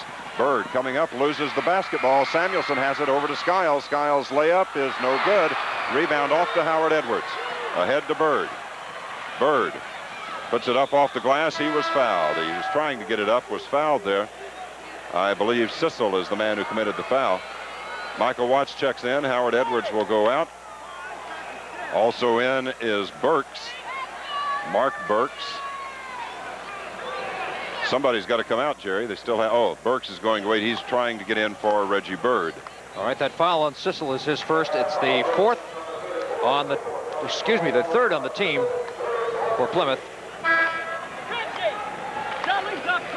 Here's John Vanderbosch coming in for Steve Kingsbury. Vanderbosch, a 6'5" senior. Well, the plan at the start of this game, the game plan, I should say, was for LaSalle to keep running 8, 9, 10 ball players in and out. They're going to try to wear down Plymouth, who played that overtime game in the second game, and also the Pilgrims do not have the bench that the Lions do. Plymouth goes about 7 deep. There you see the scoreboard as Bird makes the free throw, 13-6. LaSalle trailing Plymouth by 7. 3 minutes and 24 seconds left here in the first quarter. Reggie got 10 this afternoon. Just underway with the championship game of this Fort Wayne semi-state. Bird will come out. Here's Burks checking in. Mark Burks making his first appearance of the night. He's a 5'9" junior. Let's see if the Lions will stay in a man-to-man, go to a zone, and if so, who will now guard Scott Skiles with Kingsbury out. The Lions picking up at midcourt. Wendell across to Skiles. Back to Wendell. Well, they're in a zone. That's Peterson in the corner. Has the ball knocked away on the double team. Gets it over to Wendell, underneath to Skiles, and Skiles has the easy 2. So the Pilgrims beat the zone with the passing of Wendell to Skiles. 4 points tonight for Scott Skiles, 15-7, Plymouth by 8. This is Burks to Buchanan. Jumper, no. He feeds it off inside to Dudley. Jump shot off the glass, too strong. Dudley puts it back up and in. Winfrey Dudley follows his own miss and gets the basket for his first point. Plymouth up with it quickly. That's Skiles. Over to Wendell, to Sissel, to Samuelson. Back to Sissel at the line. Over to Wendell. Back to Samuelson on the left side. Skiles had broken free underneath a moment ago, but his teammates didn't see him. This is Skiles driving down the lane. Dudley rejects. Peterson has it. Wendell puts it up and in. Nice block by Winfrey Dudley, but it was saved there by Peterson, and he got it over to Wendell for the basket. Point number 5 for Phil Wendell. Shot from outside by Buchanan is good. 17-11 the score. 6-point lead for Plymouth. Point number 3 for Demetrius Buchanan. 1:54 left here in the first quarter. And now pass thrown away. Was it touched by Buchanan? Yes, it was. Samuelson was trying to get it to Skiles, and Buchanan in the passing lane got a hand on the ball and knocked it away out of bounds. And now we have a timeout called with 1 minute and 49 seconds left in the first quarter. It is Plymouth leading LaSalle 17-11. We'll be back in 60 seconds. Hold it. Right there. What for, Ralph? Instant smoke, George. For our Eckridge smoked sausages. Mom says anything less than real hardwood smoke just wouldn't do for the selected cuts of meat in our smoked sausage. This is quicker. Ralph, stick to quality. Eckridge means good meat from the heartland, and the secret ingredient is mom. Oops. Behave, Ralph. With the first signs of spring comes spring spruce up at True Value hardware stores. Now you can revitalize your home with True Test paints and save. You'll find True Test Satin Hue Latex Flat Wall Finish for just $10.98 a gallon. And Coordinate Trim with Marveluster Latex Semi-Gloss for just $12.98 a gallon. Get Easy Care, the scrubbable flat wall and trim finish for $13.98 a gallon during True Test Spring Spruce Up at participating True Value hardware stores and home centers. Well, so far, as we look at Jack Edison and Coach George Griffith on the split screen, the strategy for the Lions has not bothered Plymouth to any extent. The full court press and the trying to wear down Plymouth showed no effects so far here in the first quarter. Demetrius Buchanan has gone to the bench, and Terrence Lee is back in. Reggie Bird also returning to the lineup. This is Wendell with it. Substitution for Plymouth, number 44, Stukenborg is in. Shot from outside by Wendell, an air ball. Vanderbosch chases it down for the Lions. The Lions have Watts, Vanderbosch, Bird, Lee, and Dudley on the floor. For LaSalle, it is Skiles, Samuelson, Wendell, Sissel, and Stukenborg. Stukenborg replacing Peterson at that last timeout. 1:07 left here in the first quarter. Reggie Bird just inside the free throw line, won't go. Vanderbosch back up and in. John Vanderbosch follow-up basket. First point of the night, 17-13. Plymouth's lead is at 4. They've led by as much as 8. This is Sissel. Outside to Skiles. Terrence Lee drawing the assignment of Mr. Skiles. There's Wendell. Double team, knocked out of his hands by Bird, but Wendell gets the ball back. Over to Samuelson. We're down to less than a minute. Skiles with it. Approaching the 30-second mark. Skiles trying to get it inside to Wendell. Vanderbosch gets a hand on it to knock it out of bounds with 32 seconds left. There you see the LaSalle bench. Johnny Johnson, Mark Johnson, and George Griffith. There's the clock. Plymouth leading by 4, 17-13. Inbounds pass to Wendell. Passes up the shot. Had an open shot from about 18. Down to Samuelson. Back out to Wendell. Tries to get it to Skiles. Stolen by Watts. Ahead to Bird. 1-on-2. Bird all the way. Lays it up and in. We've got a whistle. Is it a block or a charge? It will be a block on Phil Wendell. Foul number 2 on Wendell. Team's 4th. And Reggie Bird will go to the line with an opportunity for a 3-point play with 20 seconds left here in the first quarter. Bird has 4 points in the quarter. Bird, the best free throw shooter on the LaSalle team, hitting 79% of his free throws. Howard Edwards might give you an argument on that case, though. In recent weeks, Edwards has been doing very well at the line for the Lions over the last 3 or 4 weeks, well, since the playoffs have started, in the sectional and so on. Bird hits the free throw here to get his team back to within 1. It's a 17-16 ball game. 5 points for Reggie Bird. 7 straight points without a return for the Lions. Less than 15 seconds to go in the quarter. Here's Wendell. Down to 10 now. Wendell guarded by Bird. Left of the key. He's open. Gives over to Samuelson. His shot, an air ball. Watts has it. 2 seconds. 1 second. Bird flees. Throws it at the buzzer, but the official says no, it came after the buzzer. Would not have counted had it gone. So the first quarter ends with Plymouth holding a 1-point lead over LaSalle, 17-16. We'll be back in 60 seconds. Keep those extra special moments alive forever with Big Shot 35 color prints from your neighborhood Hooks dependable drugstore. Our new Big Shot 35 process gives you extraordinary 4x6-inch color prints from your 35mm film. They're extra big, bright, and glossy, using only Kodak paper for a good look with expert photo finishing by Levers. Capture those special moments with Big Shot 35 color prints from your Hooks dependable drugstore. Teachers Credit Union would like to announce its policy regarding interest on share draft checking. We pay regardless of balance, and it is paid just like the regular share account. No minimum or maximum mumbo-jumbo. No hot air. Just plain talk and solid interest. Yes, the sky's the limit at Teachers Credit Union. Percentages through the first quarter of the game. Plymouth 53% on 8 out of 15. LaSalle 40% on 6 out of 15. At the free throw line, Plymouth 1 out of 1. LaSalle 4 out of 5. LaSalle with a 2-to-1 edge in rebounds, team rebounds. They have 10. Plymouth with 5. Plymouth gets the tip to start the second quarter. Starting the quarter for Plymouth, Wendell, Samuelson, Skiles, Sissel, and Stukenborg. For the Lions, Bird, Buchanan, Lee, Edwards, and Kingsbury. Same 5 players that started the first quarter. This is Skiles. Has trouble handling the dribble. Gets the ball over to Stukenborg. He loses the handle on it as he heads up for a shot. Sissel comes down with it. To Stukenborg, out high to Samuelson. Over to Wendell. Into Skiles. Turnaround jumper is no good. Rebound, Howard Edwards. Over to Bird. Bird in the front court. Buchanan wanted the alley-oop pass to the basket. Bird passes it off, though. Buchanan shoots from outside. Won't go. Stukenborg gets the rebound. Skiles, long pass ahead to Wendell. And Reggie Bird jumps into him.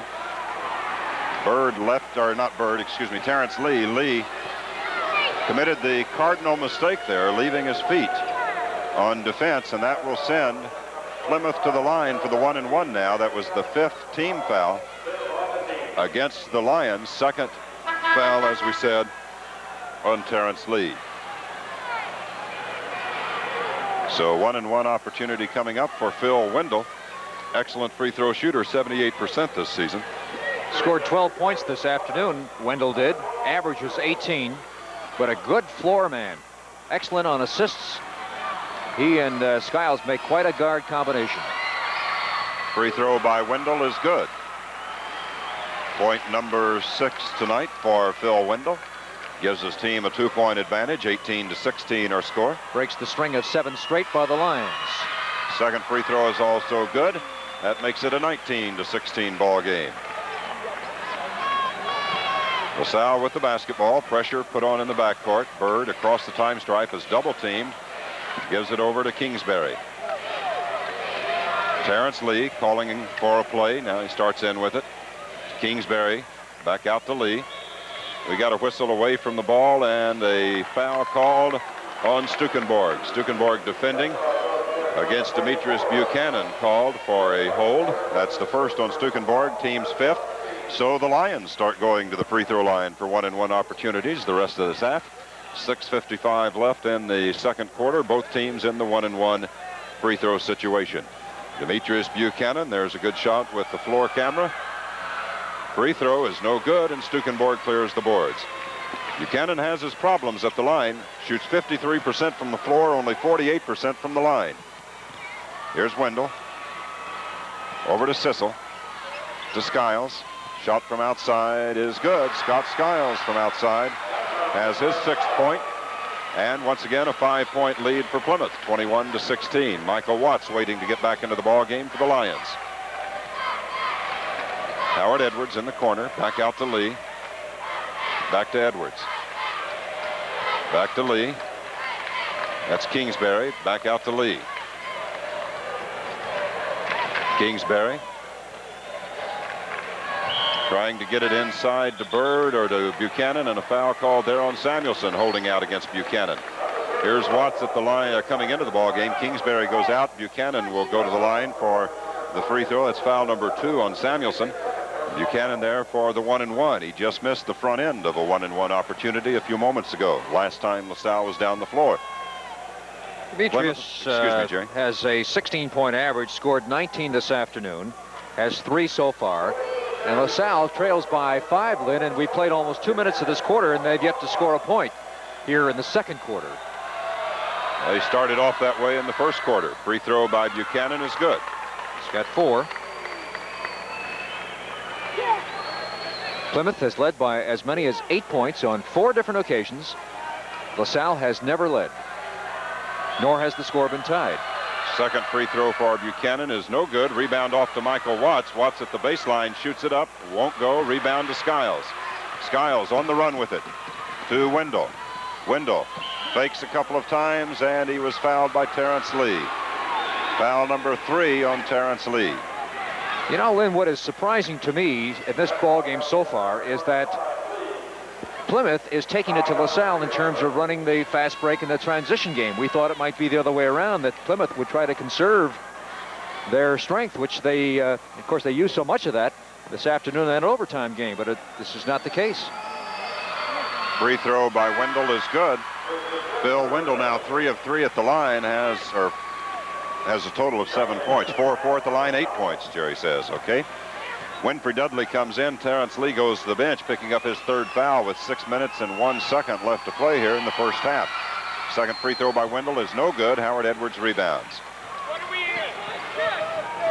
Reggie Bird will bring it up for the Lions.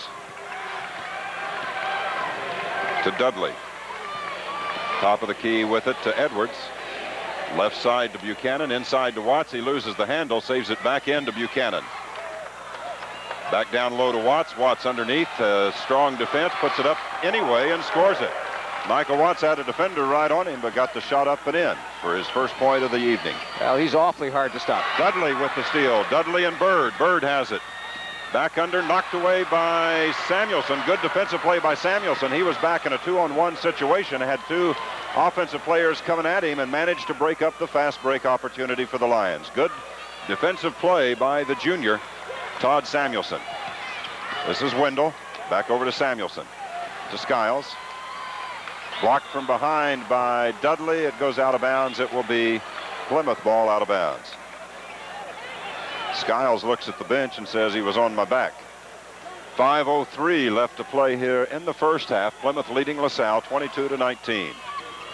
Samuelson gets it into Skiles. Long shot by Skiles is in. Scott Skiles, way out on the left side, has his 8th point. 5-point lead for Plymouth. Bird with the ball. Buchanan. Buchanan gets it down in the corner to Bird. Bird takes it to the basket, shoots it up and in. It will go, and a foul on Phil Wendell. Nice move by Reggie Bird.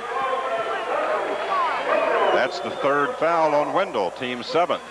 So each team with one of their key players with 3 personal fouls. Terrence Lee for LaSalle, Phil Wendell for Plymouth. And it looks like Wendell will go to the bench. Coming on will be Jamie Johnson. Well, that was certainly a razzle-dazzle, how are you downtown play by Reggie Bird for his 7th point. Here's Bird at the line, a 79% free throw shooter. Free throw by Reggie is good, and it's a 2-point ball game. Plymouth leading 24-22. Bird with his 8th point of the night. 4:34 left to go here in the first half. Skiles sets the play in the backcourt and then comes across the time stripe. That's Sissel with it. Back over for Skiles. Shot from the baseline is no good. Rebound off to Plymouth. Sissel puts it back up and in. Plymouth bench thought somebody came over the back of Edwards. Point number 6 for Sissel. Watts underneath to Edwards. Edwards is fouled. Reaching in is Scott Skiles. The basket will not count. It came after the foul. It's foul number 1 on Skiles. And Howard Edwards will go to the free throw line for the first time this evening. Edwards scored 8 out of 9 from the free throw line in the 4th quarter of this ball game this afternoon. Had 18 points and had 12 rebounds. And he has been something at the free throw line in the latter moments of the ball game. 5 out of 6 in the overtime against South Bend Washington for the sectional title, and 2 very critical free throws against Michigan City Elston last week in the regional. And he makes his first free throw attempt of this ball game for his 5th point. Cuts the Plymouth lead down to 3 at 26-23. Steve Kingsbury coming back into the ball game. John Vanderbosch also waiting to get into the ball game for LaSalle. Free throw is good. Howard Edwards will go out, and Demetrius Buchanan will go out as Kingsbury and Vanderbosch come in. 26-24, 2-point lead for Plymouth, and the Pilgrims with the basketball. Kingsbury will stay with Skiles everywhere he goes on the floor. That's Samuelson with it, over to Stukenborg, down to Sissel. Back out high it comes to Johnson. Johnson guarded by Watts. That's Samuelson. Kingsbury really hounding Skiles.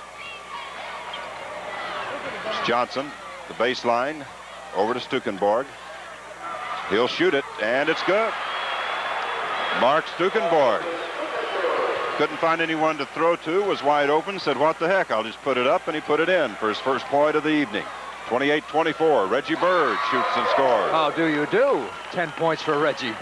28-26 the score, and now a timeout called by Plymouth with 3 minutes and 21 seconds left to play here in the first half, and the Pilgrims leading it by 2. We'll be back in 60 seconds. Flora, why not take a short drive to Collegewood Products on the Andrews University campus in Berrien Springs, Michigan. For low furniture factory to you prices, Collegewood Products open Sunday through Thursday.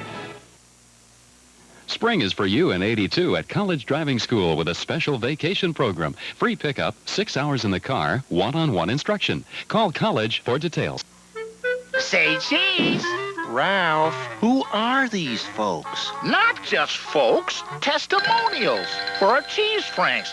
What do you think, Mom? Ralph, make sure our Eckrich cheese franks have wholesome chunks of cheese so folks can taste it in every meaty bite. But, Mom... Ralph, stick to quality. Folks will get the picture. Eckrich means good meat from the heartland, and the secret ingredient is Mom. Say cheese. Behave, Ralph. Reach for the Stars weekday afternoons with Little House on the Prairie at 4. Happy Days again at 5. And Laverne and Shirley at 5:30 on WSBT. TV 22. Left to play first half. Plymouth leading by 2, 28-26. They've led by as many as 8. Now the Pilgrims will try to add to the lead as you see Scott Skiles walk it over the timeline. Skiles gives it up to Samuelson. That's Johnson trying to get it Stukenborg deflected. Stukenborg saves it over to Sissel. Sissel losing it, saves it back into Bird. Here's Bird to Kingsbury. Spinning jumper by Kingsbury won't go. Watts puts it back up and in. No basket. We've got a foul. Who will it be against? It's going against the Pilgrims. Number 50, Jamie Johnson draws the foul. Johnson, just a sophomore, 6'4" sophomore, averaging 4 points a game for the Pilgrims, has his first foul of the night, and Michael Watts will be at the line for a 1-and-1 opportunity. Michael, 6'4" senior, shoots 60% from the line, scored 8 this afternoon, averages 11 for the season. Free throw by Watts is good. We could have a tie if Watts makes the second free throw at 3:01 mark of the second quarter. First tie of the night. If he makes it, is that correct? That is correct. Free throw is good, and we do have our first tie of the ball game. 28 apiece. Scott Skiles calling the offense as he gets to the midcourt stripe. LaSalle in a 2-3 zone. Bird comes out to cover Skiles. He gets special attention. That's Samuelson with it. Sissel back to Samuelson. Down to Johnson. Over to Sissel. Lob pass down on the baseline to Skiles. He puts it up. Won't go. That ball looked like it's more than halfway down. Fell out. Rebound off to Dudley. Throws to Kingsbury, and he mishandles. Ball is out of bounds to Plymouth. Well, Kingsbury, as you probably saw, took his eye off the ball. He was looking up court for his next pass. Have to catch it before you can pass it. There's Sissel with the ball out to Samuelson. Bill Wendell on the bench with 3 fouls. Skiles' shot from the free throw line is good. Skiles has his 10th point. Terrence Lee on the bench for LaSalle with 3 fouls. Reggie Bird shoots it up left of the key, scores. Reggie Bird ties it at 30 with his 12th point. He's putting on a shooting clinic here thus far, Jerry. There's Samuelson. Skiles, free throw line, slapped away by Bird. Ball on the floor. Skiles dives for it. Underneath, it goes to Sissel. Rebound is off out of bounds. Touched last by LaSalle. Hit the backboard support, so it goes out of bounds to the Pilgrims. Good hustle there by Skiles. He had lost the ball, dived on the floor, tipped it out to Samuelson. Samuelson fired it under for Sissel.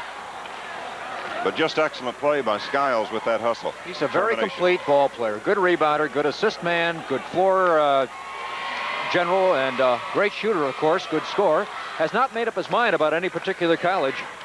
Inbounds pass is kicked by one of the Lions, I believe Dudley, so it'll go back out of bounds to Plymouth. That's Samuelson throwing the ball in. Edwards came in during that timeout replacing Vanderbosch. Shot from the corner by Skiles off the inbounds pass is good for his 12th point. 32-30, Plymouth by 2. Here's Bird. Trying to get it down in the corner to Kingsbury. It's kicked away out of bounds by Skiles. It'll be LaSalle ball out.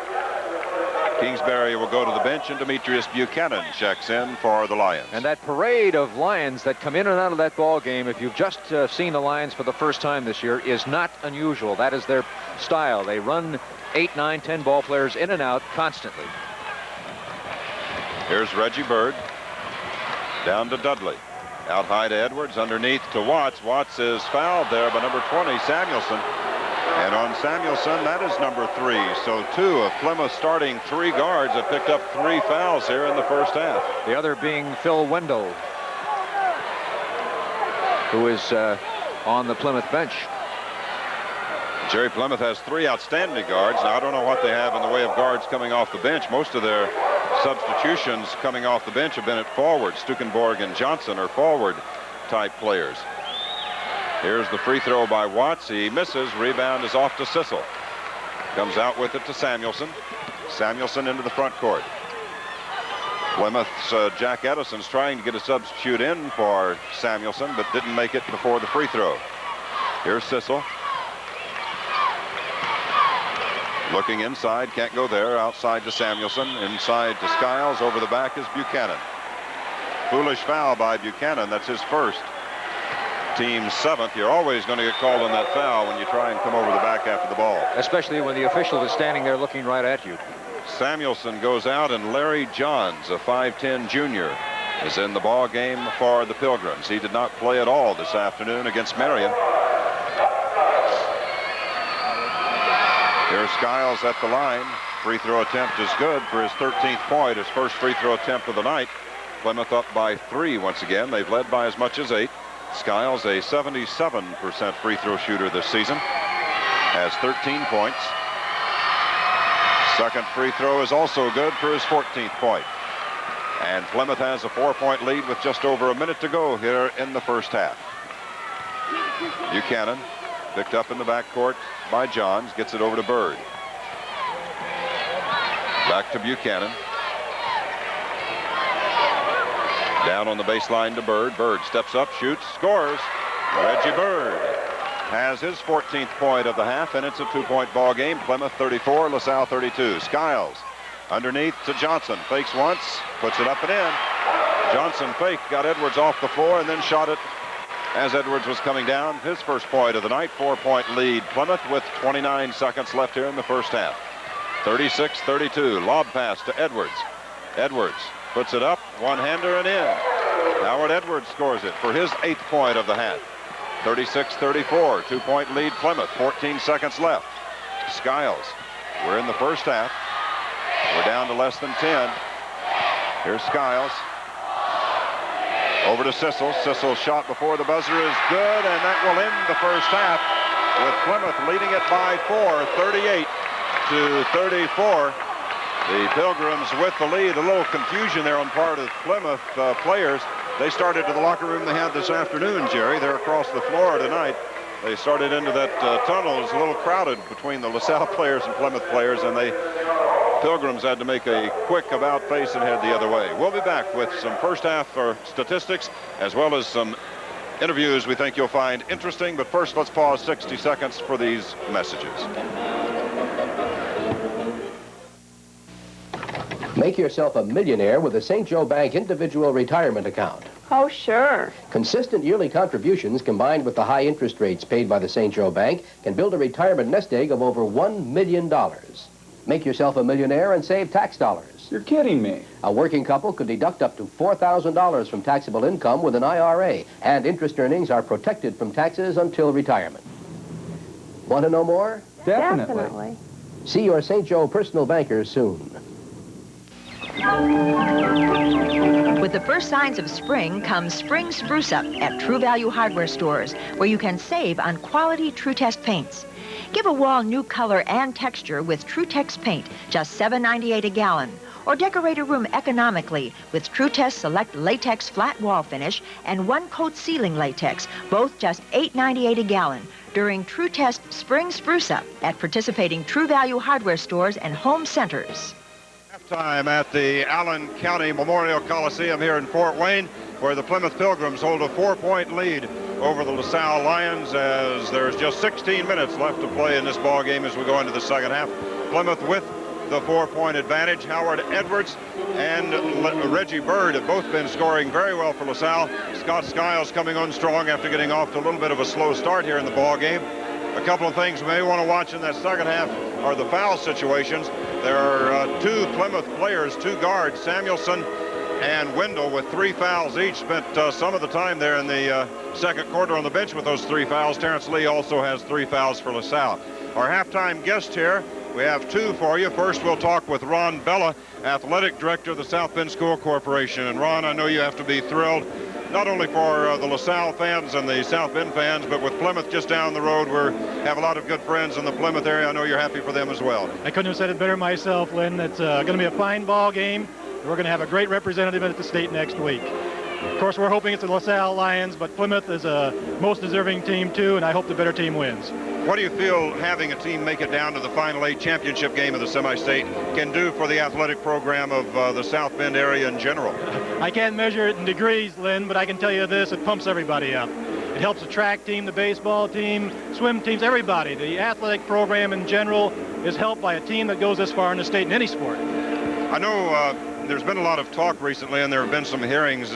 Looks like there are going to be some sports cut back, some of the non-revenue producing sports, some of the more, I guess you'd call them, term them minor sports. They're not minor, certainly, to the kids and the families of the kids that participate in them. Can you update us any at all on that, and what do you feel will ultimately come? Well, then we think they're not minor either. They are major sports to everybody, but they're non-revenue sports more likely. Right now, it's in the school board's hands. We're hopeful that they'll take a strong look at our program and the value of the program and the dollars that we spend for this program, and we hope that we won't have to curtail the program too much, if at all. You can't, you don't have anything specific until the school board looks at the dollars and cents side of it. I really can't say, Lynn. The school board is deliberating right now, and I know they have a difficult task in front of them. I know they'll do their best, and we're just hoping that our athletic program will stay intact. Can continue to grow rather than having to step back. Certainly the economy, though, has taken its toll all over. South Bend's not unique in that situation. We've seen problems with schools in Michigan as well as many of the colleges and universities around the nation. Right, all schools are having trouble financially, Lynn. Maybe a few are not, but generally it's a financial problem in colleges, universities, private schools as well. And the only thing we can hope is that the people do see what it's doing for all these people in this stadium today and around the state of Indiana and the nation for that matter. And if they can see that the dollars spent we get the value received from it, then our program is not only going to stay as good as it is, but it'll grow. The important thing is if you can get people out and into the stands, if they'll pay their $2 for a ticket to watch some of these basketball games, that will help keep the golf team and the tennis team and other things going. Exactly, Lynn. We only have a few revenue-paying sports, and if the fans would get out and spend a couple of bucks to see those sports, it would make all the other sports more solvent, and of course, it'd put them on better grounds to continue in a program like we do. As you say, many more kids participate in non-revenue sports than do in the revenue-producing sports. Certainly, they've seen what high school athletics is all about today, some outstanding ball games over here. It's great activity, great sport, and it's a great way of life, and it's a quality of life we hope to maintain. Thanks for stopping by, Ron. Thank you, Lynn. Ron Bella, Athletic Director, South Bend Community School Corporation, and also with us here, Phil Waybright, head basketball coach of the Argus Dragons. Phil, you were here a couple of years back, and playing in this went down to the Final Four. What are these coaches going through here at halftime of this championship game? Well, they're going through good things right now because they're up 4, but I'm talking about Plymouth, of course, but it's going to be a great game down the wire. I know when we were here in '79, of course, we were scared to death, and we were a small school. Both these coaches have been through this pressure before, but I'm sure they still feel it. I know you're very familiar with Plymouth. You see them during the regular season. The Pilgrims right now in a little bit of foul trouble at guard. 2 of their starting 3 guards with fouls. Do they have the people that can come on and play the 8 or 10 or 12 minutes should they lose someone to fouls there? Well, I think so. Skiles will have to handle the ball a little bit more, but I think Wendell's a pretty smart player. I don't think he'll get in serious foul trouble after this, but they handle the ball well, and I don't think the press will hurt them like LaSalle's press will hurt a lot of people. You played here before, and playing 2 games in one day. Does that fatigue become a factor in the second half for Plymouth, having played the second game and gone into overtime in that ball game? Well, I think it'll become a factor, but there's also another factor, and that is you're playing for the state tournament, and when that happens, I think you can overcome a lot of fatigue, and I think Plymouth's at the disadvantage, but I think that they're good, strong kids, and I think they'll overcome it. Are you a little surprised that Plymouth came out running here in the first half against LaSalle, or do you look for them to continue to go that way? I look for them to keep running. Every time they play LaSalle, they get up and down the floor. It takes away from LaSalle's press because they beat the press with a break, and so I think they'll keep doing it. They've got the ball handlers that can do that particular job, so I think they'll keep running with them.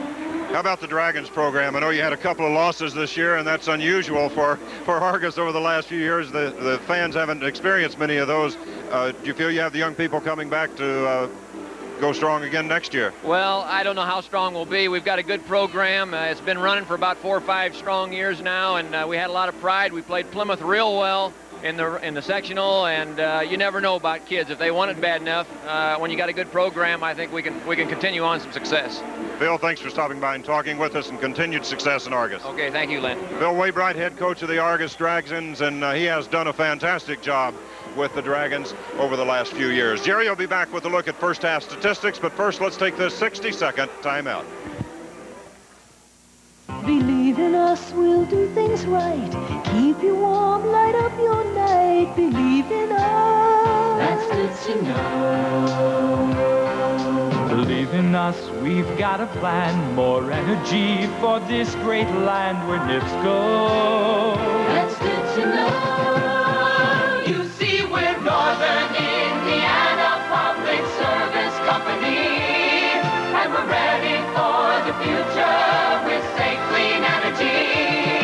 It's a power, it's a people, and you knew it all along. We're all working together to keep America strong. Believe in us, we'll do things right. Keep you warm, light up your night. Where nips go, that's good to know. That's good to know. All right, here's the first half shooting now for the ball game so far. From the field, Plymouth is shooting 59% on 16 out of 27. LaSalle 50% on 12 out of 24. At the free throw line, Plymouth is 6 out of 7, 86%. LaSalle 10 out of 14 for 71%. The rebounds, LaSalle has a rebound edge of 4. As you see, 15 to 11. Turnovers, it is 4 against Plymouth, 6 for LaSalle. And for fouls, team fouls, Plymouth has 10, LaSalle with only 7. Individually now, for Plymouth, Ron Sissel, 8 points, 1 foul. Barry Peterson, 2 points. Phil Wendell, 8 points and 3 fouls. Todd Samuelson, 2 points and 3 fouls. Scott Skiles, 14 points and 1 foul. Jamie Johnson, 2 points and a foul, and the same for Mark Stukenborg. For LaSalle, Terrence Lee has yet to score. Remember, he's playing with a very painful tooth. He does have 3 personal fouls. Winfrey Dudley, 2 points. Howard Edwards, 8 points and 2 fouls. Reggie Bird, 14 points and a foul. Demetrius Buchanan, 4 points and a foul. Michael Watts, 4 points. And John Vanderbosch has 2 points. And now we are set for the second half. Let's go back to 60 seconds for this commercial. Reach for the stars. Reach for happy days again. Will you please relax? Now, we promised your Uncle Ben we'd be there in time to help him run the Dude Ranch. But we have to be there when the guests arrive on Sunday. The train will be there with time to spare. What if he has a flat? Oh, I'm sorry, Howard. I just get so nervous. No, Richard, that's Joni's camp trunk. It stays. The Happy Days gang heads west in part 1 of Westward Ho, Monday on Happy Days.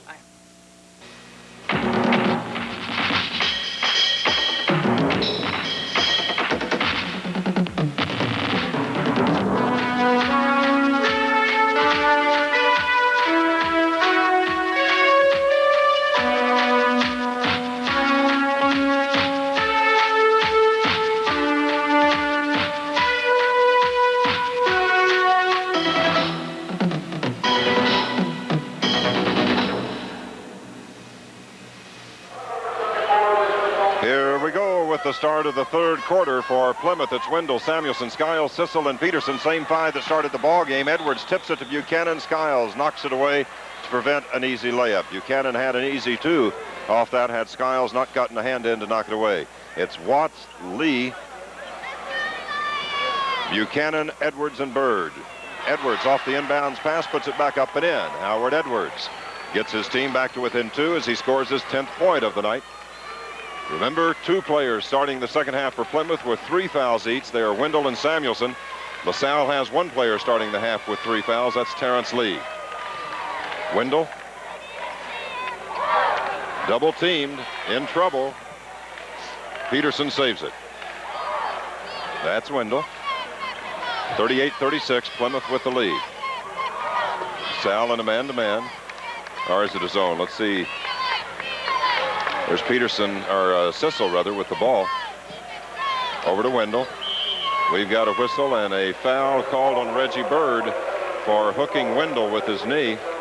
That's foul number 2 on Bird. Team's first of the second half. Jerry, I believe LaSalle in a man-to-man. I'm having a little trouble telling at times the way they're running it. They're dropping off on the ball and helping out in double teaming. Shot by Peterson from the baseline won't go. Rebound on the floor. Buchanan with it ahead to Bird. Bird up the floor, lays it off the glass, won't go. Rebound to Lee, hooks it up, won't go. Rebound headed out of bounds, saved by Samuelson to Sissel. Over to Wendell. Pass ahead to Skiles. Driving shot is up and in off the glass. Scott Skiles takes it inside for his 16th point. And it's a 4-point lead once again for the Pilgrims. 40-36 is the score. Skiles using a screen to free himself of that layup. Reggie Bird. Lob pass underneath to Watts. He tips it over to Buchanan, and Buchanan lays it in. Nice tip there by Watts. Spotted Buchanan wide open, tipped it to him, and Demetrius has 6 points, and now Watts steals the ball at the other end of the floor. To Bird, to Lee, underneath to Buchanan. He lays it up and in, and it's a tie ball game. 40 apiece on 2 great plays by Michael Watts, tipping that pass to Buchanan and coming the other way to make the steal and bring it back down. With Buchanan again getting the payoff. There's Sissel, double team. Out to Samuelson, to Skiles. Skiles into the lane, dumps it off to Peterson. Offensive foul or a block? Looks like it'll be a block on LaSalle. I believe Howard Edwards is going to draw the foul. Winfrey Dudley checks into the ball game, and Terrence Lee goes out. Score tied at 40, 6 minutes and 3 seconds left here in the third quarter.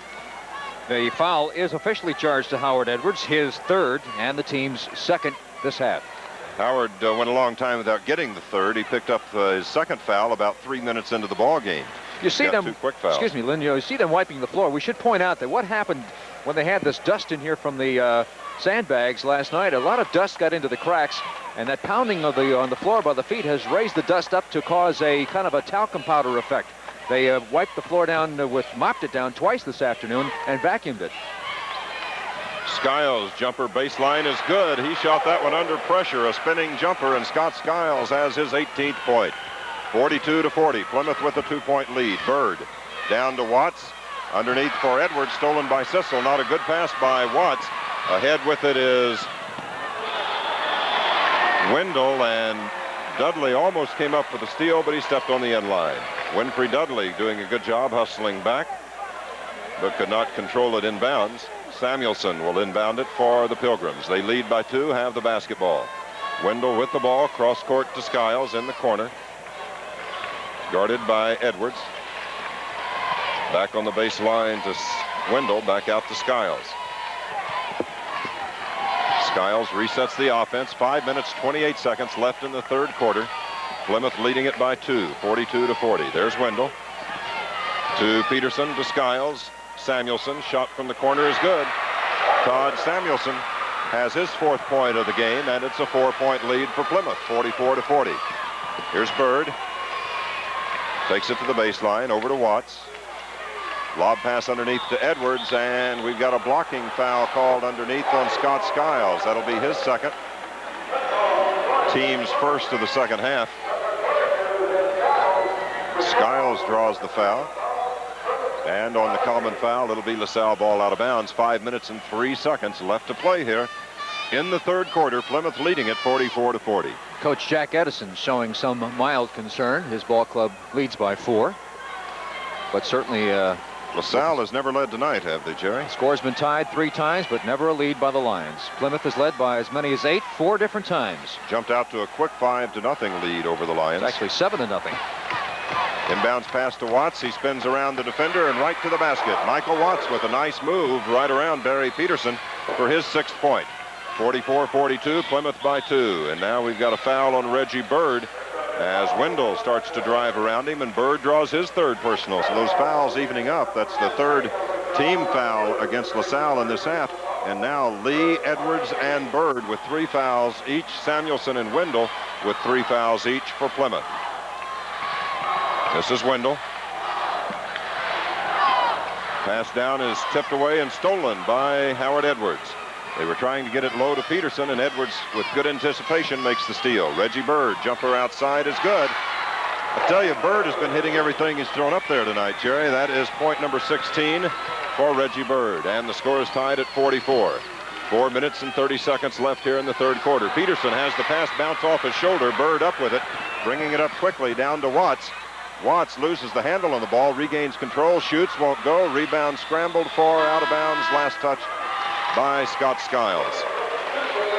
Here comes Jamie Johnson into the ball game, and Barry Peterson will go to the bench.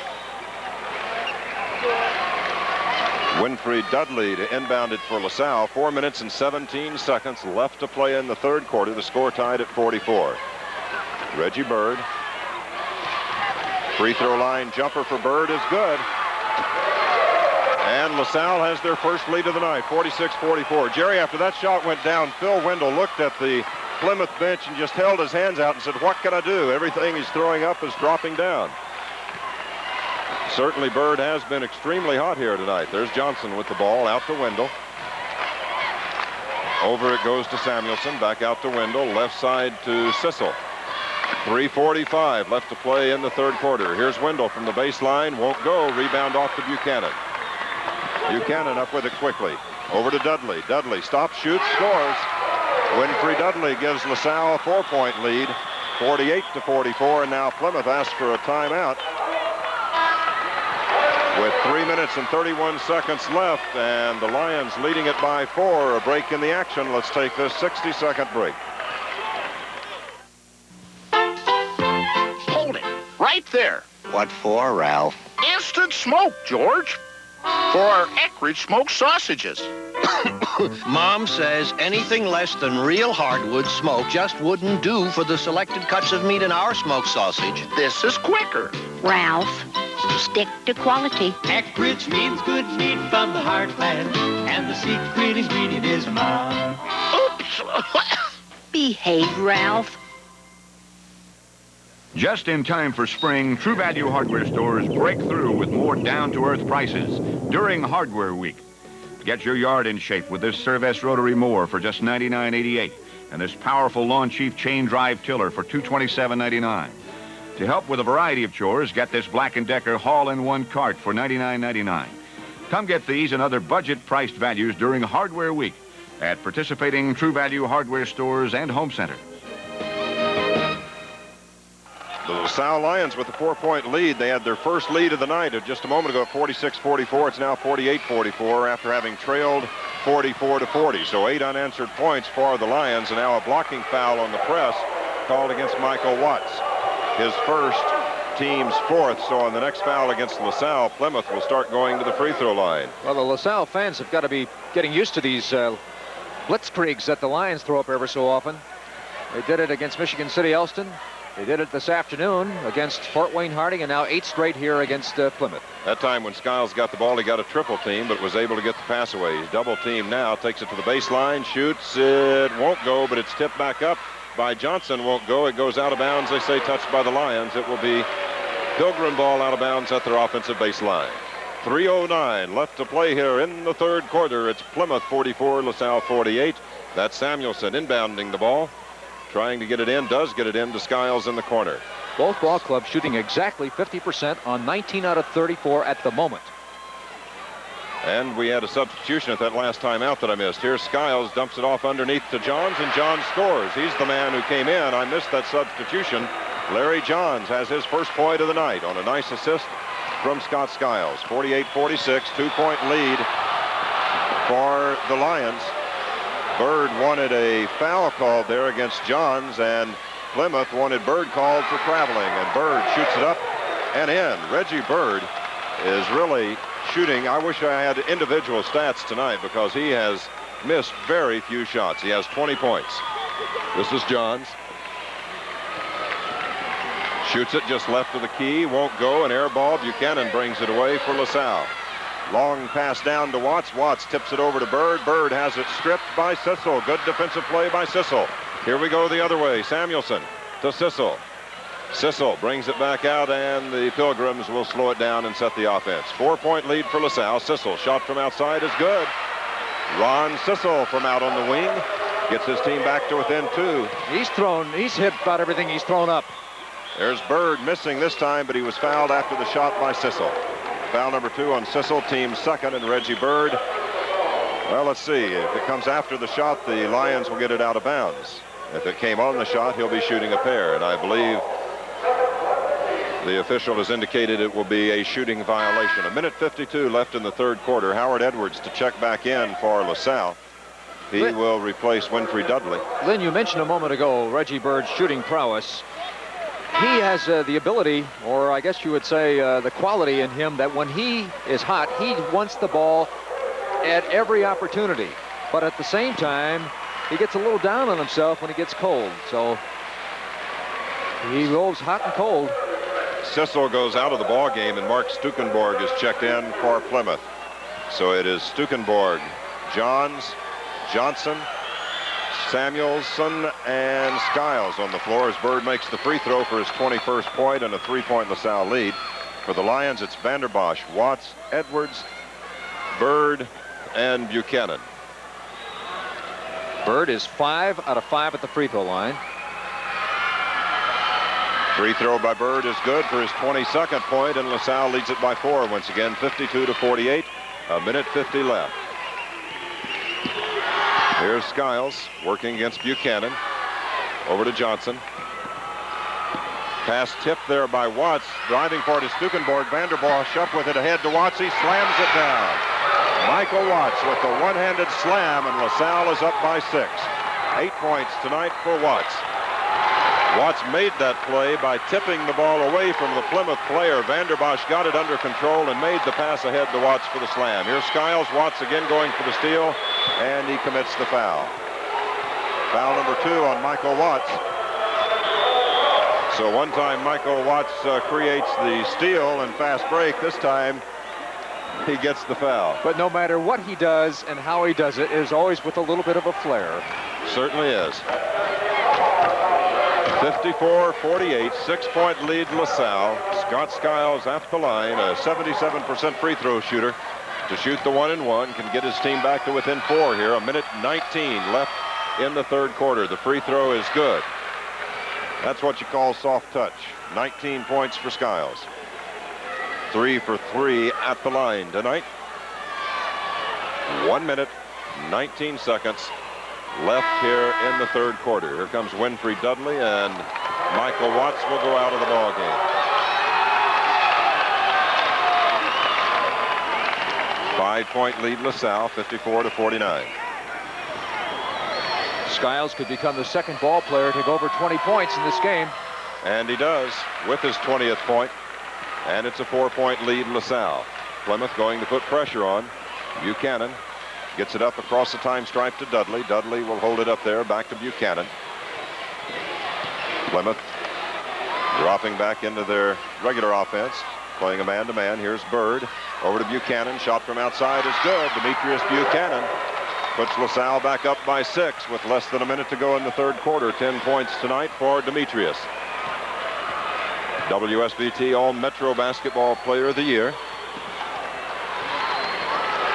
Scott Skiles, a Mr. Basketball candidate. That's Skiles over to Stukenborg. Shot from outside won't go. Rebound off to Dudley. Bird breaking to the basket, gets the long pass. 2 men are back. He shoots it up off the glass and in. Reggie Bird puts LaSalle up by 8, 58-50 with 29 seconds left. 24 points tonight for Reggie Bird. Here's Skiles. Down to Johnson. Over to Johns. To Skiles. Shot from the free throw line blocked by Buchanan. Skiles gets it back. Fakes once. Goes up with a shot. We've got a foul called on Buchanan. Foul number 2 on Demetrius Buchanan. Be a 1-and-1 situation. They say the foul came before the shot. Gene Marks, when he blew the whistle, immediately waved off the shot by Skiles. Lynn, we mentioned a moment ago the LaSalle blitzkrieg gets underway with a total of 6 straight baskets and 10 out of the last 11 from the field. Well, they trailed, Jerry, 48-40. It's now 58-50. They've outscored Plymouth 18-2. Free throw by Skiles is good. 9 seconds, as you see there on the clock, left to play in the third quarter. LaSalle leading by 7. So at a span there, LaSalle outscoring Plymouth 18-2 to come from an 8-point deficit to an 8-point advantage. Both free throws by Skiles are good. It's a 6-point ball game. This is Buchanan. Takes it to the top of the key. Jumper is good. And that's the end of the third quarter. LaSalle 60, Plymouth 52.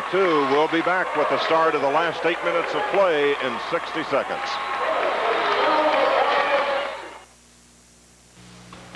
Bargain shopping is fine, but why give up quality for price? For my family, I shop the Hooks family of products. Try them. You'll like the quality. And the price? What a difference. All this month, Special Care Skin Lotion, regularly priced at $1.49, is only 99 cents. You save 50 cents. Compare. For high quality and low prices, look for Hooks brand products. What a difference. You know you'll get the job done right. We take pride in what we do, 'cause we care about the work we do for you. Trust the Midas touch. Trust the Midas touch. 78 MGB. Where nothing but the best is ever gonna do. Trust the Midas touch. Thanks. Trust the Midas touch. Just about ready for the final 8 minutes of play for one of these two teams, barring an overtime period. The other team, 8 minutes from now, will get their tickets punched for Indianapolis next week. Jerry? Great shooting, particularly by LaSalle through the first three quarters. Plymouth 54% on 21 out of 39. LaSalle 62% on 24 out of 39. And they have made their last 8 in a row and a total of 12 out of their last 13 from the field. Here we go to start the fourth and final period, barring an overtime period. The tip controlled. It is out of bounds to LaSalle. Last touched over there by Wendell. Wendell, Samuelson, Skiles, Johnson, and Sissel on the floor for Plymouth. For LaSalle, it is Bird, Buchanan, Edwards, Dudley, and Watts. That's Watts with the ball. Lob underneath to Dudley. He puts it up. Won't go. Rebound off to Skiles. That breaks a string of 7 in a row for LaSalle. Shot from outside by Samuelson won't go. Dudley rebounds. Has it stolen by Samuelson. This is Wendell. He shoots it up and in. Nice defensive play by Todd Samuelson. And Phil Wendell gets the payoff. Terrence Lee ready to come back into the ball game for LaSalle. 7.5 minutes left to play in the game. LaSalle up by 6. Buchanan double team trapped at midcourt. Throws the ball away. And quickly, George Griffith says, let's take a timeout and get this thing sorted out. 7 minutes and 18 seconds left in the ball game. Plymouth trailing LaSalle 60-54. We'll be back in 60 seconds. What is that, Ralph? Our new Eckridge Lean and Meaty meter. Why, Ralph? So folks can test how lean and meaty our bologna is. Test it? Folks just have to taste it. Mom says Eckridge bologna is consistently lean and meaty. We use only selected cuts of meat and no cereal fillers. It's a meaty idea. Ralph, stick to quality. Eckridge means good meat from the heartland, and the secret ingredient is mild. Behave, Ralph. Listen. No, you listen for a change. I'm not going to wait 2 years to get married, and I'm not going to stand around waiting when I can be teaching and helping the man I love. Discussion's over. You're right, it is. I'm not going to knuckle under just so you'll be happy. There's going to be more to our marriage than that. What marriage? Who says we're getting married? I do. You're wearing the engagement ring I gave you. Well, just take it back. Laura breaks her engagement to Almanzo Monday at 4 on Little House on the Prairie. The Lions can get in. At one point here, they outscored Plymouth 18-2 in the third quarter. But we've also seen LaSalle just as quickly go the other way.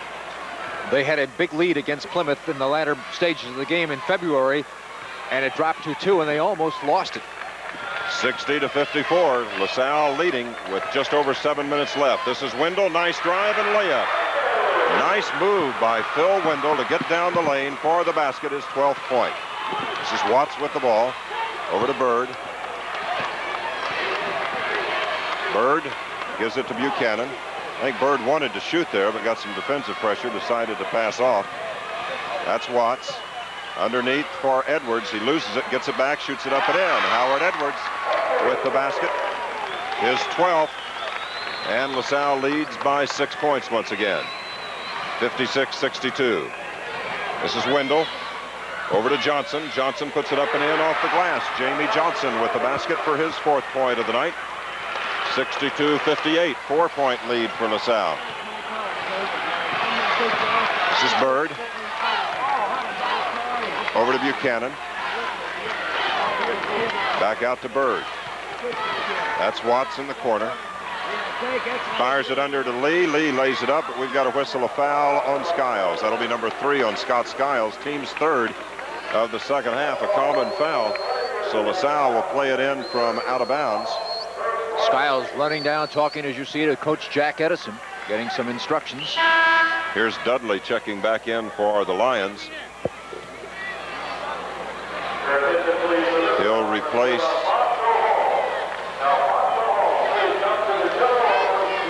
replacing Reggie Bird. I believe that'll move Terrence Lee out to a guard, Jerry. Terrence Lee will join Demetrius Buchanan in the guard slot, putting Dudley, Watts, and Buchanan outside. Watts to inbound the ball for the line. 6 minutes, 6 seconds left to play here in the ball game. LaSalle leading it by 4, 62-58. Each team has held leads of as much as 8 points. And now the inbounds pass is kicked away by Terrence Lee, off his foot out of bounds. Turnover number 11 against South Bend LaSalle. 8 turnovers committed by Plymouth. Samuelson brings it up for the Pilgrims. Over to Wendell. Wendell, baseline jumper is no good. Pressure from Lee, and the rebound is last touched by Terrence Lee as it goes out of bounds. So Plymouth will get the ball in at their offensive baseline. 5 minutes, 50 seconds left. Inbounds pass comes to Wendell. Out high to Skiles. Left side to Samuelson. Back to Wendell, to Skiles. Over to Wendell. To Johnson. Out to Skiles. To Wendell. To Skiles down near the corner. Out to Wendell. Back to Skiles. Skiles driving in on the baseline, puts it up, won't go, follows and gets it. Scott Skiles missed his first shot and made the second, and I think we've got a foul called against one of the Lions. A technical foul, perhaps. The basket is good. The foul is on number 31. A technical foul, or is it a personal foul as well as a technical foul? 62-60 is the score. LaSalle leading by 2. Dudley comes out and Vanderbosch goes in.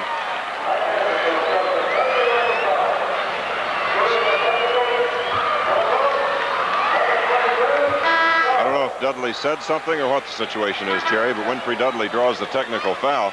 Skiles will shoot the one-shot free throw, and then Plymouth will get the ball out of bounds. Skiles has 24 points. He is 6 out of 6 at the line. That could be somewhat costly, and we will have a timeout, I think, taken by someone here. The official is signaling as a timeout to South Bend LaSalle, and we've got 5 minutes and 15 seconds left to play. The score is 62-60. Scott Skiles scored the layup for his 24th point. And on the inbounds play, a technical foul was called against Winfrey Dudley.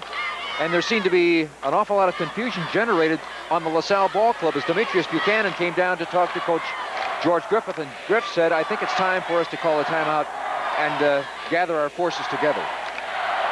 Evidently something was said. I don't know if the technical came awful quick. I didn't see anything else happen down there, so it must have been something that was said by Dudley after the shot. I didn't see him say anything to the official, but he may have. 62-60, LaSalle with the 2-point lead. Skiles will be at the line for the one-shot technical free throw. There's a split screen of the 2 benches. George Griffith and the Lions on the bottom. Jack Edison and the Pilgrims on the top portion of your screen. But a technical foul called against Winfrey Dudley. Here's Skiles at the free throw line, an excellent free throw shooter this season. Skiles is 6 out of 6. And we have just learned from the LaSalle bench, Jerry, the technical was for grabbing the rim of the basket on the shot by Skiles. Okay, so nothing said. It's just Dudley grabbed the rim. I guess I missed that. Skiles' free throw is no good, but Plymouth will get the ball out of bounds. We're going down the stretch. There you see the clock. 5 minutes and 15 seconds left. Wendell, Samuelson, Skiles, Sissel and Johnson on the floor for Plymouth. Sissel shoots from the baseline, won't go. Rebound off to Buchanan. Buchanan up across midcourt with it. Free throw line underneath to Vanderbosch. He scores. Vanderbosch with his 4th point of the night. And it's a 4-point LaSalle lead. And going after the steal is Watts. He doesn't get it. Tips the ball out of bounds. It'll be Plymouth ball out of bounds. Jerry, you talk about Michael Watts being a free spirit. He jumped up on the press table over there and said something to some of the writers on the far side. Has about 5 of them right in the immediate vicinity laughing. Here's Wendell to Johnson to Skiles. Underneath he goes to Samuelson. His shot rejected out of bounds. No save from going out of bounds by Lee, the man who blocked the shot. Sissel comes up with it and is fouled by Buchanan. Buchanan draws his 3rd personal. And Ron Sissel will be at the free throw line. Terrence Lee blocked that shot by Samuelson and saved it back in bounds, right to Plymouth. That's the case where he'd been better off to let it go out of bounds.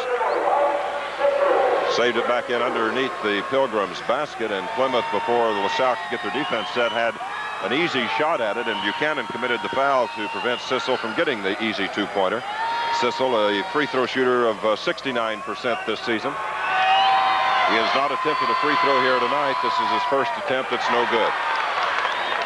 That is only the 3rd missed free throw for Plymouth. They're 10 out of 13. LaSalle is 12 out of 16. Both ball clubs shooting very well, both at the line and both from the field. In the game right now for LaSalle, it's Buchanan, Lee, Bird, Watts, and Vanderbosch. 2nd free throw by Sissel is good. And it's a 3-point LaSalle lead, 64-61. 4.5 minutes left in the ball game. Here's Bird. Working against Wendell. Bird has it knocked away. Samuelson with it ahead to Wendell. And Wendell is fouled by Samuelson. And it'll be an intentional foul, a 2-shot foul. The basket will not count. Vanderbosch called for pushing. That's Vanderbosch's 1st foul. Of course, that got the Plymouth fans upset because they thought that the basket should have counted. But the officials, as you saw, that's Gene Marks from North Judson, signaled that it came before the shot process took place. Shot by Wendell is good. Jerry, how many fouls do Wendell and Samuelson have? Wendell has 3. Samuelson has 3.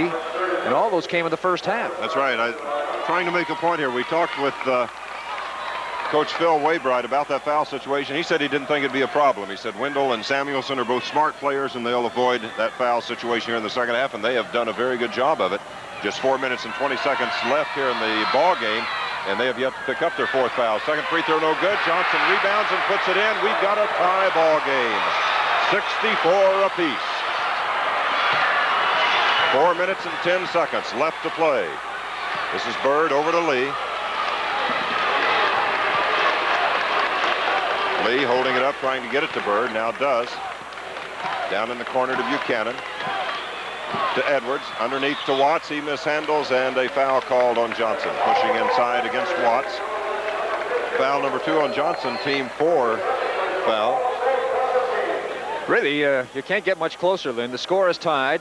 Both ball clubs have hit 26 baskets from the field, and both ball clubs have hit exactly the same from the free throw line, 12 out of 16. LaSalle will start going to the free throw line on the next Plymouth foul. Nice drive by Reggie Bird. Misses the basket, however, and is called on a charge. Reggie Bird picks up his 4th personal foul. Well, it wouldn't have been so painful, I suppose, if Reggie would have made the basket, but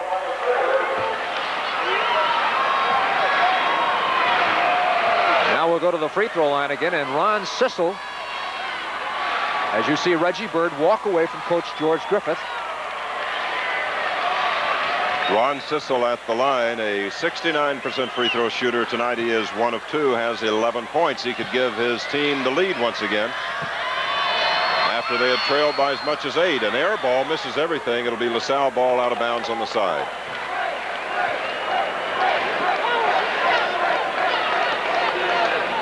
Scott Skiles gives Sissel a pat after that free throw. Both boys laughing about the free throw. An air ball by Sissel. Here's Watts. Gets it over to Bird. Skiles goes for the steal, doesn't get it. Bird underneath to Edwards. Edwards steps inside, lays it up, won't go, but he was fouled by Johnson. Foul number 3 on Jamie Johnson, and Howard Edwards will be at the line to shoot a pair. Team foul number 5, so both teams are now in the bonus situation.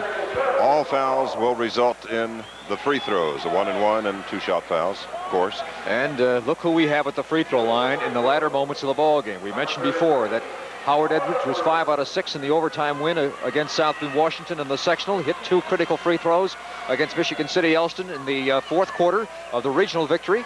And this afternoon hit 8 out of 9 in the fourth quarter against Fort Wayne Harding. And now he goes to the line again. He's 2 out of 2 for the ball game, has 12 points. Score tied at 64. 3.5 minutes left to play in the 1981-82 season for one of these teams. Well, Edwards misses. Do it to you every time, Jerry. String finally ran out on Howard at the moment. On the season, a 63% free throw shooter. That was coming into the semi-state tournament. Second free throw, likewise no good, and Plymouth rebounds. Sissel got the ball. Ahead to Wendell. That's Samuelson, back to Wendell. Out high to Johnson. To Sissel. To Skiles. Samuelson to Skiles. To Wendell. Sissel, shot from the middle of the lane is good. Sissel rattles one down from the middle of the lane. 66-64. Plymouth by 2. 13 points tonight for Ron Sissel. Reggie Bird from outside won't go. Rebound, and Demetrius Buchanan is called for coming over the back. Buchanan draws the personal foul, and I believe that's 4 on Buchanan. That is correct. So Buchanan and Bird with 4 fouls each now on the floor for the Lions. And now a timeout called by LaSalle with 2:58 left. And Plymouth leading it by 2, 66-64. Boy, the fortunes in this ball game have really shifted. Plymouth led throughout early in the ball game. Had a 48-40 advantage in the third quarter. I believe that's correct, isn't it not, Jerry? 48-40? 44-40. Plymouth was leading. Okay, well, 48-44 then, and then LaSalle outscored them 14-2. I think I've been saying 18-2. It was a 4-point lead. I was thinking of the 8-point swing from 4 points down to 4 points up, and LaSalle built on that. They trailed 48-44 and then led 58-50. So LaSalle held a lead of as much as 8 points late in the third quarter, but Plymouth has come back and battled close.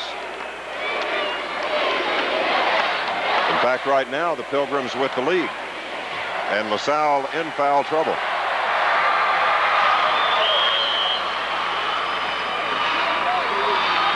We're down to 2:58 left to play in the ball game. And we will be going to the free throw line as Plymouth breaks from their team huddle. And let's see who goes to the line. It's going to be Ron Sissel, who's been up there 3 times in this fourth quarter. He's made 1 out of 3. He has made 1 out of 3 for the ball game, actually, and has 13 points. His last free throw attempt was an air ball. Missed everything.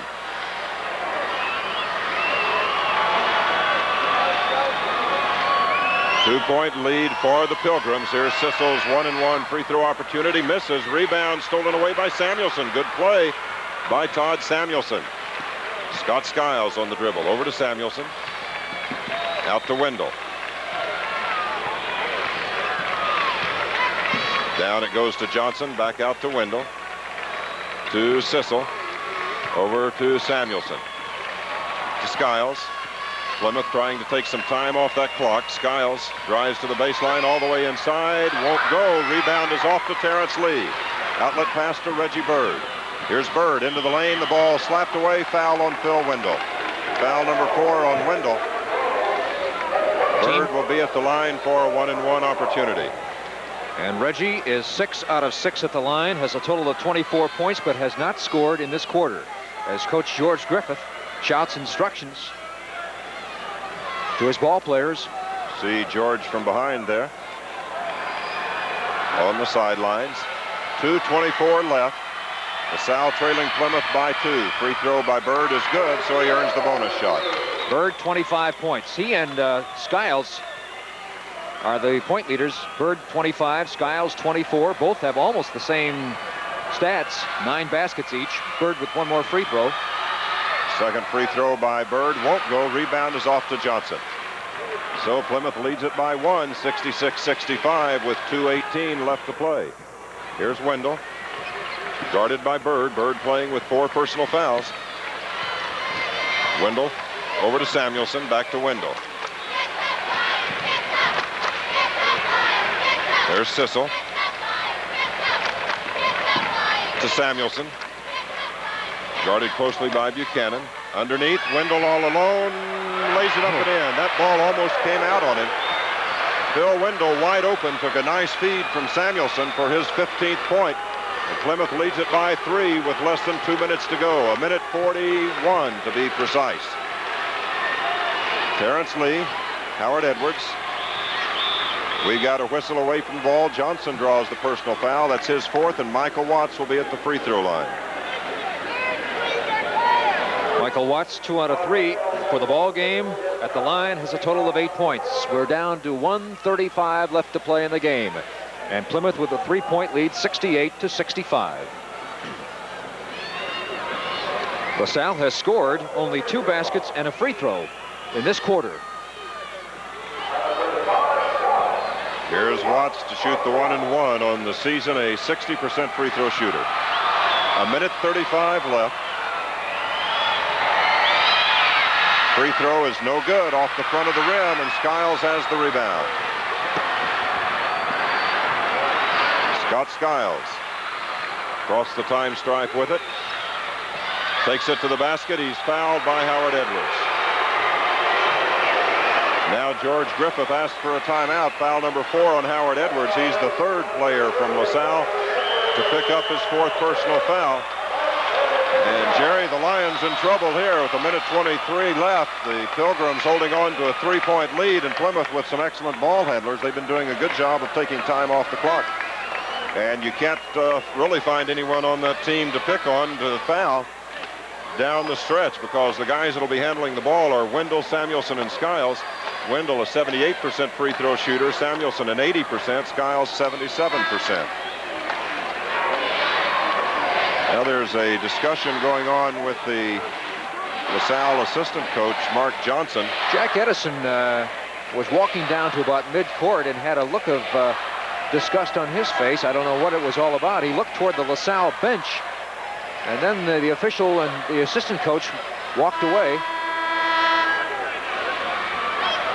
The official has just signaled that there is 1 timeout left for the LaSalle Lions. Plymouth has, I think, 4 timeouts left, so they're in excellent shape.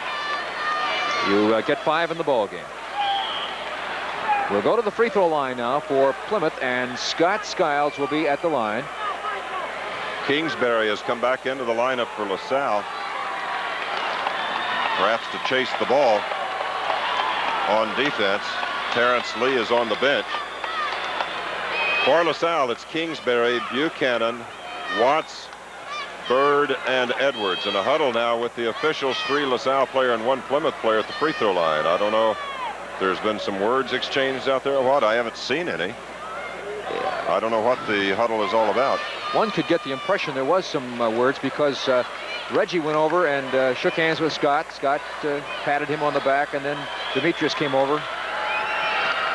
Wendell, Samuelson, Skiles, Sissel, and Johnson on the floor for Plymouth as Skiles makes the free throw to give the Pilgrims a 4-point lead. You see the scoreboard there. 25 points tonight for Scott Skiles.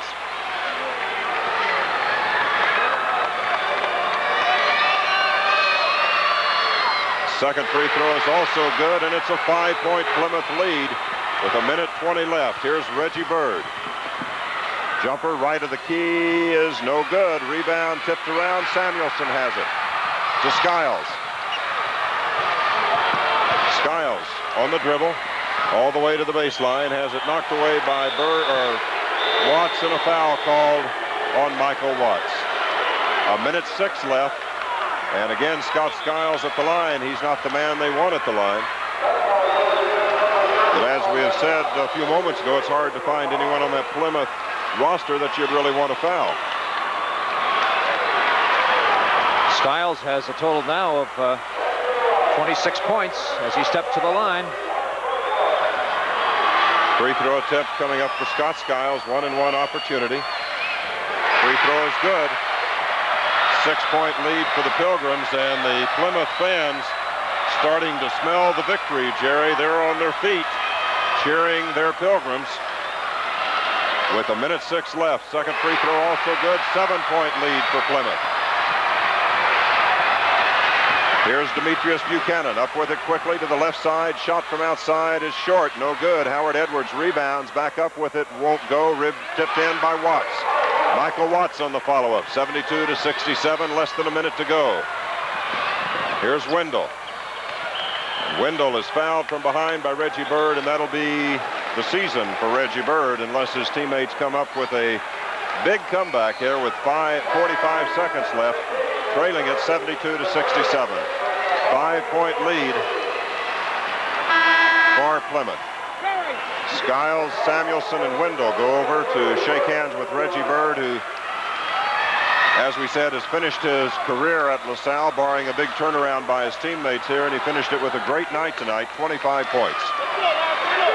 At the line right at the moment is Phil Wendell, who is 5 out of 7, has 15 points for the ball game, and he too, like Skiles, is a good free throw shooter, right around 77.5%. Free throw by Wendell is good. All the points, I was going to say, Lynn, all the points down this stretch have been at the free throw line. 73-67. Plymouth by 6. 47 seconds left. Second free throw is no good. Watts rebounds and throws it away. Michael Watts turns and fires the ball right past Demetrius Buchanan out of bounds. Turnover against LaSalle. Plymouth. And Jerry, Plymouth fans starting to celebrate the Plymouth bench, and certainly they have a reason to here with the excellent ball handlers and free throw shooters they have. I would say the opportunity or the chance of LaSalle coming back here are very remote. Well, not impossible, but remote. Agreed. Unfortunately for the Lions, they have gone cold from the field, I suppose, to some extent because they've been rushing their shots, knowing that they've got to get a lot of points in a short period of time. And after shooting so well, at one point they were 26 out of 42, and that converts to a percentage of 62%. In the meantime, since that point, they have only made one shot in their last 6 attempts. And so they've got to be a little bit down. But as you say, with 45 seconds, it is not an impossible task. A steal, a quick basket, and things can turn around. But with the excellent ball handlers that the Pilgrims have, it's, like I said, it may not be impossible, but it's improbable, I would think. Samuelson inbounds the ball, gets it into Skiles, wide open underneath is Johnson. He lays it up and in. Nice pass from Skiles. 8-point lead for Plymouth, 75-67. Less than 40 seconds to go. Buchanan shoots, won't go. Rebound out to Skiles. Skiles trying to get it ahead, stolen by Kingsbury. Less than 30 seconds to go. Kingsbury behind the back to Burks. Burks shot short. Rebound. LaSalle fighting among themselves for the ball. Buchanan finally controls it and scores. 18 seconds left. Long pass down to Skiles. Skiles will lay it up and in. 13 seconds left. Plymouth up by 8, 77-69. Here's Buchanan. Takes it into the lane, lays it up and in. 4 seconds, 3 seconds. The Plymouth Pilgrims are going to the Final Four tournament where they will meet the winner out of Indianapolis. The ball game is over. Plymouth has defeated South Bend LaSalle by a final score of 77. Well, I missed it on the scoreboard. The scoreboard says 61, but that's not right. 71. I know it wasn't 16 points. Is it 71? A 6-point win for Plymouth. And the Pilgrims, a bunch of happy young men, every right to be. They're headed to that Final Four tournament. We'll be back with some courtside interviews and a look at the game statistics. But first, let's take this 60-second timeout.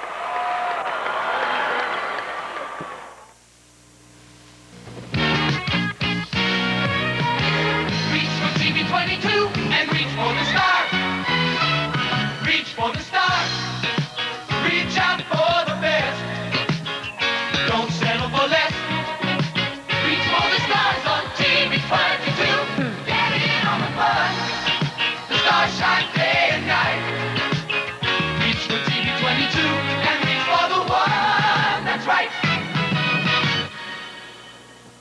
The music solution for Michiana is WTHQ-FM. Tune up to WTHQ-FM. And me, Robert G. Hall. Bob Leonard here on Q102, weekday mornings 6 to 10. John Calhoun here on Q102. Paul Tremblay here on WTHQ-FM from 9 to 1. Overnights are a lot better with me, Susan Reynolds, on Q102. Tune up to WTHQ-FM and me, Ron Britton. Q102. Listen to the Plymouth Pilgrims. Jack, how does it feel to be in that Final Four tournament? I don't know. I have to tell you a little bit later. I think I'm a little numb right now. There was a point there. Your team seemed to have the ball game fairly comfortably under control. 8-point lead right along. Then it got down to 4, 48-44. And over the next few moments, LaSalle outscores you 14-2. You were down 58-50. You had a timeout there. What did you say to your players? Well, not too much, really. I guess like a normal timeout, I don't say too much. It was just a matter that we had to kind of change the momentum. They are a very explosive team. They were very, very patient during the end. Reggie Bird just played an outstanding game tonight, as did many of their other players. And we just tried to change maybe the momentum a little bit right there. And I'm not sure what exactly happened, but I don't know. Our kids, I'm really, of course, proud of them. God's given them an awful lot of talent. I'm just glad that they're using it.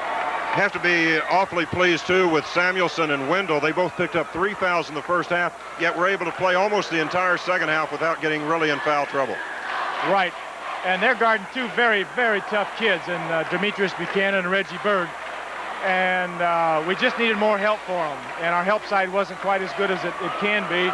And that helped us a little bit, that they didn't have to take them one-on-one, because they're just too tough to stop one-on-one. Again, congratulations, Jack. I know you want to be with your players and fans, and I know you guys from Plymouth are going to make a great representation for the northern part of the state down Indianapolis. Well, I hope so, because we've got a lot of great teams in this area to represent, so hopefully we'll do well. Congratulations. Jack Edison, head basketball coach of the Plymouth Pilgrims, victorious here tonight over the LaSalle Lions. They're headed to the Final Four tournament in Indianapolis, where they will meet the winner out of Indianapolis, and that will be either Muncie Central or Indianapolis Cathedral. We do not have any of those final scores in yet. They are playing those games tonight in Hinkle Fieldhouse. Jerry is standing by with a look at some final statistics. So, Jerry, if you're ready, we'll let you take it away, and I'll round up another interview or two. Thank you, Lynn. And while we take a look at the court scene here, the happy Plymouth ball players cutting down the nets at the Fort Wayne Coliseum. Let's take a look at how the scoring went in this ball game. First for the losing LaSalle Lions from the field. Well, actually, both ball clubs shot the same. Both shot very well for the ball game. Unofficially, 56%. Plymouth and LaSalle both shooting the same. LaSalle hit 29 out of 52, and Plymouth was 30 out of 54. At the free throw line, LaSalle 62% on 13 out of 21, and Plymouth 71% on 17 out of 24. The rebound totals, the team rebounds, LaSalle with an edge there of 29 to 27. Turnovers, LaSalle 13 and Plymouth 9. Total team fouls, LaSalle 20 and Plymouth 16. But of course, a good share of the LaSalle fouls in the latter part of the ball game was in desperation to try to get the ball. Now let's go to courtside once again, and here is Lynn Thornton with Scott Skiles. Okay, thank you very much, Jerry. Scott Skiles with us here. Scott, congratulations on making it to the Final Four. I know it has to be a tremendous feeling winning this ball game, and certainly a big ball game, not only the semi-state, I know that's the most important, but the big rivalry with LaSalle. Yeah, it is a big rivalry. We think we've played them, about 5 or 6 times the last 2 years, so always went right down the wire. So I expected a good one. I guess it was. What about that state championship? How does it feel? I know this is a dream of every little boy in the state of Indiana as he grows up. They call it Hoosier hysteria, making that Final Four tournament. You're there. It may be a little hard to think about it right now, but if you can, how does it feel? Feels great. I'm going to enjoy this one tonight, and then tomorrow I'm going to start thinking about next week. So I hope we can get it done. There was a stretch there where LaSalle outscored you 14-2, came from 4 points down to 8 points up. Yet the Pilgrims didn't seem to lose their composure. You just hung in there and kept doing what you'd been doing and got back in the ball game. What were you thinking at that point? Well, I'd like to say we weren't scared at all, but, sure, you got to be scared, but you just got to keep going at it and hope it comes out your way in the end. Scott, congratulations. Good luck in Indianapolis. I think you and your teammates will represent Northern Indiana very well. Thanks a lot. Thank you, Scott. Scott Skiles, outstanding Mr. Basketball candidate for the Plymouth Pilgrims, had a great game tonight. And back with more statistics now, here's Jerry Bleck. Thanks again, Lynn. Now let's take a look at how this game progressed. The Plymouth Ball Club jumped off to a quick 7-0 lead in the first quarter. They led at the 5:50 mark by that total. LaSalle did not get their first points until the 5:35 mark of the first quarter, but then Plymouth continued to hold on to that lead. They led by as many as 8 in the first quarter at 17-9 before LaSalle ripped off 7 straight points to pull within 1 point of the Pilgrims at the end of the first quarter at 17-16. The halftime score was 38-34, Plymouth by 4 points. At the end of 3 quarters, it was LaSalle leading by 8 points, 60-52, and of course, you know the final now, a 6-point victory for Plymouth. Let's go back to the court now, and here with another Plymouth ball player is Lynn Thornton. Okay, thank you, Jerry. I'm here courtside with Ron Sissel, outstanding forward for the Plymouth Pilgrims, also jump center. Ron, I can't resist this. I've got to ask you, what about that air ball from the free throw line? That was embarrassing. I was dying. I was sucking air and stuff, and I was just too weak on it. Well, what did Scott say to you? I saw him come over and pat you and laugh a little bit. Well, we had a guy on our team earlier in the year. He shot an air ball, and I just told him, I know how he feels now. And he said, well, just pick it up, come back. You're all right. Well, you had that air ball, but I tell you, you had a lot of other balls that got nothing but the bottom of the net this afternoon. You played very well, picked up your team when things were down a little bit. Also played very well tonight. And you're headed to that Final Four. Has to feel awfully good. Oh, it's great. There's nothing like it. This is the best I've ever felt in my life. You said something about sucking a little air there. Were you a little tired? Did fatigue start to play a part there late in the third quarter when you were having some problems? LaSalle outscored you over a stretch 14-2. Do you think fatigue set in a little bit then and kind of got your second wind or what? Yeah, we did. Start the second half, we go in, sit down a while, we come out a little tight, and then we start loosening up and get our second breath late in the second half and start hustling and coming around again. Well, again, Ron, congratulations and good luck down in Indianapolis. We'll be rooting for you. Ron Sissel for the Plymouth Pilgrims had another good ball game tonight, played very well this afternoon for Plymouth, and he and his teammates headed to Indianapolis, where they will meet either Indianapolis Cathedral or Muncie Central. We have not yet heard, at least at this location, what the final score is from Indianapolis. Perhaps that ball game is over, and if it is, perhaps you've seen it on your screen back in South Bend, but we have not heard the score. Jerry Bleck with me here now, and Jerry, certainly this ball game, I think everything we expected it to be, an outstanding ball game by 2 very good basketball teams. No question it was an outstanding game. I mentioned the shooting was phenomenal when you consider the fact that how these guys run up and down the court, 56% for the ball game for both ball clubs.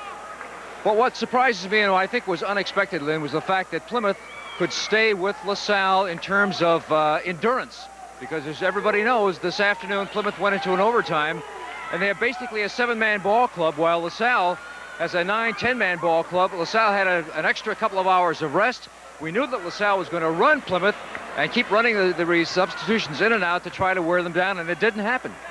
No, Plymouth, you have to give them a lot of credit. Ron Sissel, I don't know if you were able to hear much of that interview, but Ron was saying, I kidded him a little bit about that air ball at the free throw line, and he said the problem there was that he was just running out of gas, but he said they got their second win in the fourth quarter and came on back. We do have a score now. Indianapolis Cathedral defeated Muncie Central 67-55, so Plymouth meets 6th-ranked Indianapolis Cathedral at 11 o'clock next Saturday morning in Market Square Arena, and that ball game will be right here on TV 22 as well as WSBT Radio. We've got another full Saturday of basketball next week, and Jerry, should be some great basketball games. Oh, we're looking forward to that. This Plymouth Ball Club now has got a record of 26-1.